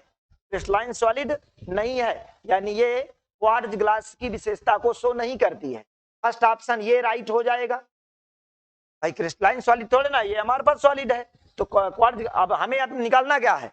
जो इसके क्वार्ट्ज कांच के अभिलक्षण को प्रदर्शित न कर रहे हो, तो क्वार्ट्ज कांच क्या है? अमॉर्फस है। यदि अमॉर्फस कहता तो इसके अभिलक्षण को, इसकी विशेषता को शो कर रहा है, परंतु यहाँ पर क्रिस्टलाइन सॉलिड, तो इसका first option refractive index is same in all the directions. हाँ बहुत अच्छा, यहाँ पर सभी दिशाओं में इसका अपवर्तनांक समान होता है, ये क्वार्ट्ज ग्लास की विशेषता है। क्यों? क्योंकि एमॉर्फस सॉलिड आपके आइसोट्रॉपिक होते हैं बेटा, एमॉर्फस सॉलिड आपके आइसोट्रॉपिक होते हैं ऑल डायरेक्शन के लिए, तो इसकी ये विशेषता हो जाएगी। तो इसका राइट आंसर जो इसके लिए हम ऑप्शन चुन रहे हैं सही, पहला ऑप्शन इसकी विशेषता नहीं है, ये इसकी विशेषता है। इसकी गलन की ऊष्मा निश्चित होती है, नहीं इसकी गलन की ऊष्मा नहीं निश्चित होती, ये क्रिस्टलाइन सॉलिड की निश्चित होती है बेटा। तो ये भी ऑप्शन इसके लिए क्या होगा? इसकी विशेषता नहीं है, ये क्रिस्टलाइन सॉलिड की विशेषता है। इससे अतिशीतित भी कहते हैं। आपको पता है बेटा कि एमॉर्फस सॉलिड को सुपर कूल्ड लिक्विड भी कहते हैं, सुपर कूल्ड लिक्विड भी कहते हैं, अतिशीतित द्रव भी कहते हैं। तो यह इसकी विशेषता है, या इसकी विशेषता है। तो आपसे पूछा क्या विशेषता नहीं है, तो कौन कौन से नहीं है, फर्स्ट और थर्ड इसकी विशेषता नहीं है बेटा। चलो नेक्स्ट करने का प्रयास करो बेटा। हाँ, which of the following can not be regarded as molecular solid, कह रहा है इनमें से कौन ऐसा है जो मॉलिक्यूलर सॉलिड नहीं है। तो देखिए सिलिकॉन कार्बाइड आपका नेटवर्क या कोवैलेंट सॉलिड है बेटा। सिलिकॉन कार्बाइड नेटवर्क और कोवैलेंट सॉलिड है। क्या है, नेटवर्क और कोवैलेंट सॉलिड है ये। सिलिकॉन कार्बाइड आपका नेटवर्क और कोवैलेंट सॉलिड है। ये आपका ये हो जाएगा, ये can not be regarded molecular solid, ये आपका नेटवर्क सॉलिड है, तो ये मॉलिक्यूलर सॉलिड नहीं है। फिर इसके बाद डायमंड आपका आ जाएगा, और जो डायमंड होगा तो डायमंड आपका कोवैलेंट सॉलिड हो जाएगा। डायमंड आपका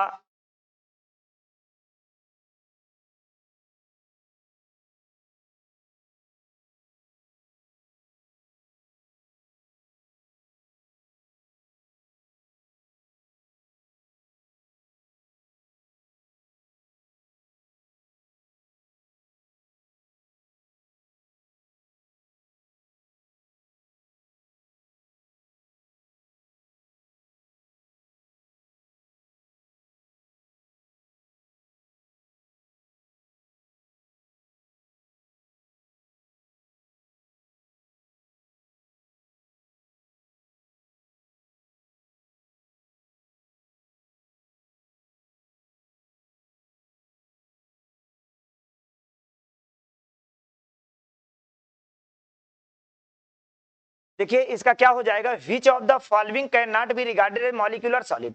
यहाँ पर आपसे पूछ रहा है कि कौन सा मॉलिक्यूलर सॉलिड नहीं है। तो मॉलिक्यूलर सॉलिड तो आपको पता है जो सिलिकॉन कार्बाइड है ये नेटवर्क और कोवैलेंट सॉलिड हो जाएगा। क्या है, कोवैलेंट सॉलिड, ये आपका मॉलिक्यूलर सॉलिड नहीं है।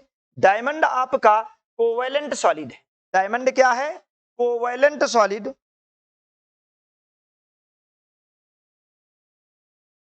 हाँ, कोवैलेंट सॉलिड हो जाएगा। कोवैलेंट सॉलिड या इसी को आप नेटवर्क सॉलिड भी कह सकते हो, आप इसको नेटवर्क सॉलिड बोल सकते हो। ये आपका राइट हो जाएगा। तो ये आपके दोनों मॉलिक्यूलर सॉलिड नहीं है, ये क्या है, नेटवर्क सॉलिड है या कोवैलेंट सॉलिड है बेटा। तो देखो ये आपका AIN जो है ये आपका मॉलिक्यूलर सॉलिड, ये भी आपका मॉलिक्यूलर सॉलिड हो जाएगा। अब आप मॉलिक्यूलर सॉलिड में देखिएगा कि नॉन पोलर क्या होता है, पोलर क्या होता है, हाइड्रोजन बॉन्डेड क्या होता है, ये तीनों चीजें आपको बताया जा चुका है। ये आपके मॉलिक्यूलर सॉलिड हैं, और आपसे क्वेश्चन किया है कि कौन सा मॉलिक्यूलर सॉलिड का एग्जांपल नहीं है, तो डायमंड और सिलिकॉन कार्बाइड आपके मॉलिक्यूलर सॉलिड के एग्जांपल नहीं, तो इसका फर्स्ट और थर्ड इसका राइट आंसर हो जाएगा बेटा आपका। चलिए नेक्स्ट क्वेश्चन। नेक्स्ट है आपका, निम्नलिखित में से किस व्यवस्था में अष्टफलकीय रिक्तिका बनती है। कह रहा है in which of the following arrangements octahedral voids are form, इनमें से कौन सा अष्टफलकीय रिक्तिका को बनाता है। अष्टफलकीय रिक्तिका की बात कर रहा है, तो ऑक्टाहेड्रल रिक्तिका जब कहता है तो HCP या CCP की बात आ जाती है। HCP और CCP की बात आ जाती है, और यदि SCP ऑक्टाहेड्रल बनाता है तो SCP के साथ साथ FCC भी आपका ऑक्टाहेड्रल वाइड बनाती है। अब आप सोचोगे कि ऑक्टाहेड्रल वाइड किस प्रकार से, तो देखिए यहाँ पर किस व्यवस्था में अष्टफलकीय रिक्तिका बनती है, तो HCP और FCC, इनमें दोनों में यदि आप देखें तो इनके नंबर ऑफ एटम्स 4 होंगे। FCC में क्या होते हैं, नंबर ऑफ एटम्स 4 होते हैं। तो आपको मालूम होना चाहिए बेटा कि ऑक्टाहेड्रल वाइड की संख्या यदि आपसे पूछता है नंबर ऑफ ऑक्टाहेड्रल वाइड, तो आपका जितने एटम्स होंगे नंबर ऑफ उतने ही आपका ऑक्टाहेड्रल वाइड हो जाएगा। और यदि आपसे टेट्राहेड्रल वाइड पूछता है बेटा तो ये इसका डबल हो जाएगा, यानी 8 हो जाएगा। ये इस प्रकार इसका जो राइट आंसर होगा HCP और FCC हो जाएगा।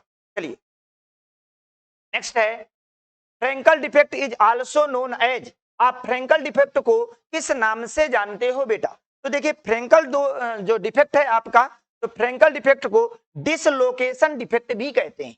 डिसलोकेशन डिफेक्ट बेटा कैसे होता है, तो आपने फ्रैंकल डिफेक्ट के बारे में पढ़ा है कि इसमें एक पॉजिटिव आयन, इसमें पॉजिटिव आयन अपना स्थान छोड़कर किसी इंटरस्टेशियल स्पेस पे चला जाता है, अपना स्थान छोड़ करके किसी भी इंटरस्टिशियल स्पेस पे चला जाता है, यानी जहां पर बेटा खाली स्थान होता है वहां पर ये चला जाता है।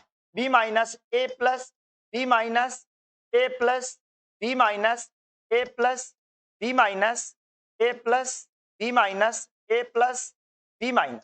अब आपको देखना है, मैंने कहा कि इसमें जो पॉजिटिव आयन होता है वो अपना स्थान छोड़ देता है, तो यहां से ये मान लेते हैं ये पॉजिटिव चार्ज है, ये अपना स्थान छोड़ता है और यहां से छोड़ने के बाद किसी भी इंटरस्टिशियल स्पेस पे चला जाता है, खाली स्थान पर चला जाता है। ये यहां पर बैठा हुआ है। अब ये यहां पर बैठा है तो क्या इसने अपनी लोकेशन को डिसलोकेट किया कि नहीं किया? इसने अपनी लोकेशन को डिसलोकेट किया है बेटा। अपनी लोकेशन, इसकी लोकेशन यहां थी, ये यहां से हट करके यहां पर चला जाता है, तो इसलिए इसे डिसलोकेशन डिफेक्ट भी कहते हैं। तो पहला आंसर इसका प्रभंश दोष भी इसे कहा जाता है। दूसरा आपको बताएं बेटा कि फ्रैंकल दोष और शॉर्टकी दोष जो दोनों डिफेक्ट होते हैं ये आपके स्टाइकियोमेट्रिक डिफेक्ट के पार्ट होते हैं। स्टाइकियोमेट्रिक डिफेक्ट में आपको बताया गया है बेटा कि इनमें रेशियो चेंज नहीं होता है, तो इसमें रेशियो जितना था पॉजिटिव आयन और निगेटिव आयन का रेशियो सेम होता है। ये फर्स्ट और सेकंड ऑप्शन इसका राइट आंसर हो जाएगा। चलिए नेक्स्ट है अगला। अब आपका कह रहा है match the defects given in column first with the statements in given column second. Column first में दिए गए दोषों को कॉलम सेकंड में दिए गए कथनों से सुमेलित करना है बेटा। तो अब आपको समझना होगा कि इस आंसर को आपको कैसे करना है। तो देखिए सबसे पहले आप करो फ्रैंकल डिफेक्ट और शॉर्टकी डिफेक्ट, बिल्कुल सिंपल है। सबसे पहले ये क्या होते हैं? ये आयनिक सॉलिड होते हैं। क्या होते हैं ये? Ionic solid. तो आपको फ्रैंकल डिफेक्ट में देखना है बेटा कि इसका कौन सा ऑप्शन राइट होगा फ्रैंकल के लिए। तो देखिए आयनिक ठोसों द्वारा दर्शाया जाता है और ठोस का घनत्व समान बना रहता है। ठोस का घनत्व समान बना रहता है, यानी आपने देखा कि फ्रैंकल डिफेक्ट में डेंसिटी पर कोई चेंजेस नहीं होता, क्योंकि आपने देखा अभी अभी ये देखा ये डिसलोकेट तो हो जाता है परंतु नंबर ऑफ पार्टिकल उतने ही रहते हैं, इसलिए इसकी डेंसिटी में कोई चेंजेस नहीं आता है। यदि डेंसिटी में कोई चेंजेस नहीं आता है और ये आयनिक ठोस है तो इसकी डेंसिटी समान होती है, इसका आंसर डी ऑप्शन राइट हो जाएगा। शॉर्टकी डिफेक्ट की यदि बात करें तो शॉर्टकी डिफेक्ट आपका ये भी आयनिक सॉलिड है और ठोस के घनत्व में कमी। आपको मालूम है बेटा जो शॉर्टकी डिफेक्ट होता है तो उसमें पॉजिटिव आयन और निगेटिव आयन अपना स्थान छोड़कर बाहर चले जाते हैं। यदि वो अपना स्थान छोड़ देते हैं तो दो पार्टिकल कम हो गए, और जब पार्टिकल कम हो जाते हैं तो डेंसिटी क्या होगी? कम हो जाएगी, डेंसिटी वहां पर घट जाती है। इसका बी ऑप्शन राइट हो जाएगा। अब आ जाते हैं सामान्य रिक्तिका दोष की बात कर रहा है। रिक्तिका दोष में क्या होता है बेटा? रिक्तिका दोष में आपका डेंसिटी कम होती है और ये आयन रहित सॉलिड होते हैं, तो इसमें डेंसिटी कम हो जाती है। अंतराकाशी डिफेक्ट में आपका डेंसिटी बढ़ जाती है, वृद्धि हो जाती है, ये भी आयन रहित सॉलिड होते हैं। इस तरह से आप बेटा इसको करोगे तो देखो आपका जो फ्रैंकल डिफेक्ट होगा तो फ्रैंकल डिफेक्ट में देखिए फ्रैंकल डिफेक्ट आपका डी ऑप्शन राइट था, ये डी ऑप्शन हो जाएगा। शॉर्टकी डिफेक्ट में आपका ये be shown by ionic solids, ये आयनिक सॉलिड को शो करता है and decreases density of the solid, solid की डेंसिटी को डिक्रीज करता है। इसके बाद सिंपल इंटरस्टिशियल डिफेक्ट ये हो जाएगा और इसका ये सी ऑप्शन हो जाएगा। इस तरह से ये राइट आंसर होंगे। चलिए नेक्स्ट क्वेश्चन बेटा, नेक्स्ट है आपका बहुत ही सिंपल क्वेश्चन है, जल्द से जल्द इसको सॉल्व करो। तो देखिए आपसे कह रहा है इसमें आद्य घनी एकक कोशिका, यानी इसको एससीसी बोलते हैं बेटा, प्रिमिटिव क्यूबिक सेल। इसको अंतः केंद्रित घनी कोशिका बीसीसी बोलते हैं बेटा। इसे क्या बोलते हैं? एफसीसी, एफसीसी, इसे ईसीसी बोलते हैं। अब आपको सबसे पहले एससीसी, बीसीसी, एफसीसी की बात करना है।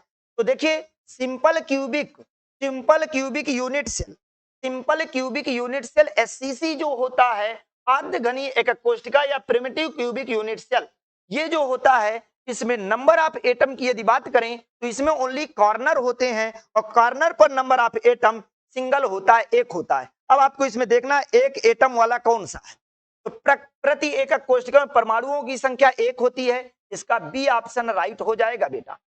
बीसीसी में आपको मालूम है बेटा कि नंबर ऑफ एटम दो होते हैं, कितने होते हैं? दो होते हैं। तो तो अब देखिए दो कहां पर, तो देखिए डी ऑप्शन में कह रहा है कोनों पर स्थित परमाणुओं के योगदान के अतिरिक्त एक एकक कोष्ठिका में उपस्थित परमाणुओं की संख्या 1 होती है। मैंने कहा कि नंबर ऑफ एटम कितने होते हैं, 2 होते हैं बेटा, परंतु जब आप कॉर्नर के एटम्स को ऐड करोगे, कॉर्नर में एक एटम और इसके जो मेन फेस में जो एक एटम होता है, इन दोनों को मिला दिया जाए तो 2 हो जाते हैं।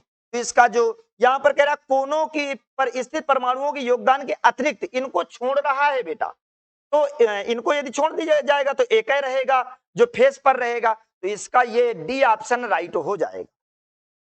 इसके बाद एफसीसी की बात करें तो एफसीसी में बेटा 4 होते हैं, कितने होते हैं, 4 होते हैं और कॉर्नर में 1 होता है। तो देखो एफसीसी में कोनों पर जो परमाणुओं के योगदान के एकक कोशिका उपस्थित परमाणु संख्या, ये देखिए कोनों पर स्थित, कोनों पर एक परमाणु होता है तो कोनों को छोड़ रहा है, और इसके अलावा 3, तो कोनों को यदि ऐड कर लेंगे तो 4 हो जाएंगे, और इसके अलावा ये 3 है, तो ई ऑप्शन इसका राइट हो जाएगा।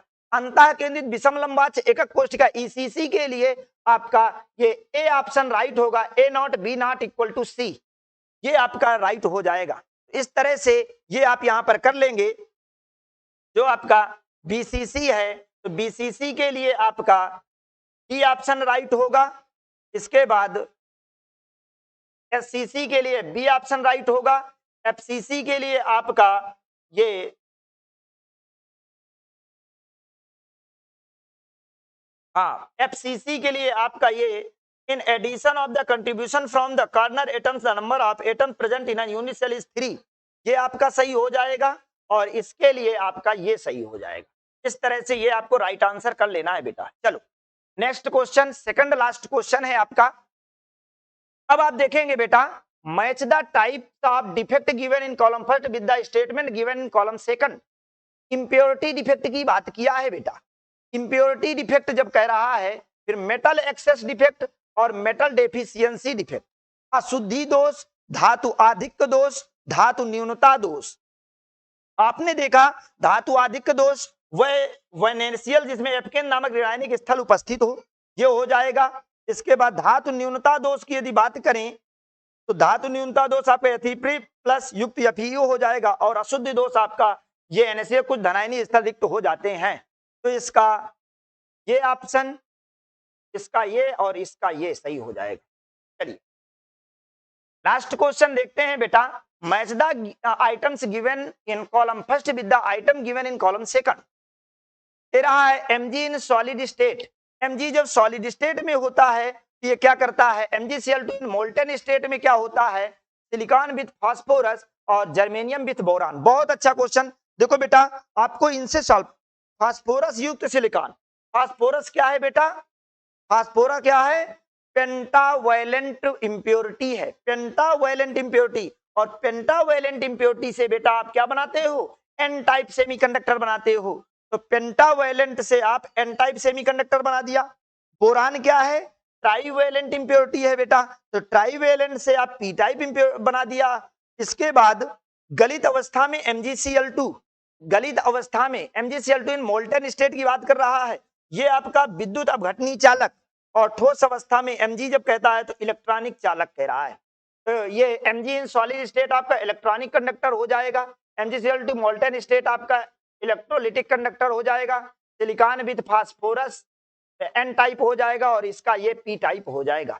इस तरह से बेटा ये आपके राइट आंसर आपका आज की क्लास कंप्लीट होती है। बेटा आप सभी लोग इस बेहतरीन क्लास को एक बार जरूर से जरूर करिएगा, और नोटबुक में ये सभी क्वेश्चन विथ एक्सप्लेनेशन के साथ आपको सॉल्व करना है।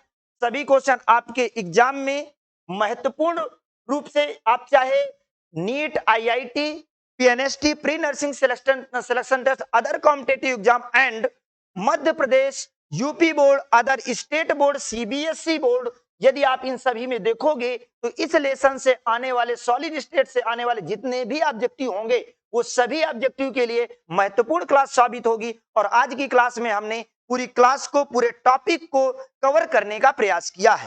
तो इसी के साथ आज के लिए आप सभी को धन्यवाद मेरे प्यारे दोस्तों, और आप सभी लोग रेगुलर कामतगिरी एकेडमी के इस यूट्यूब प्लेटफॉर्म पर जुड़कर आप आगे अपनी पढ़ाई को बेहतर बनाने का प्रयास करें। धन्यवाद।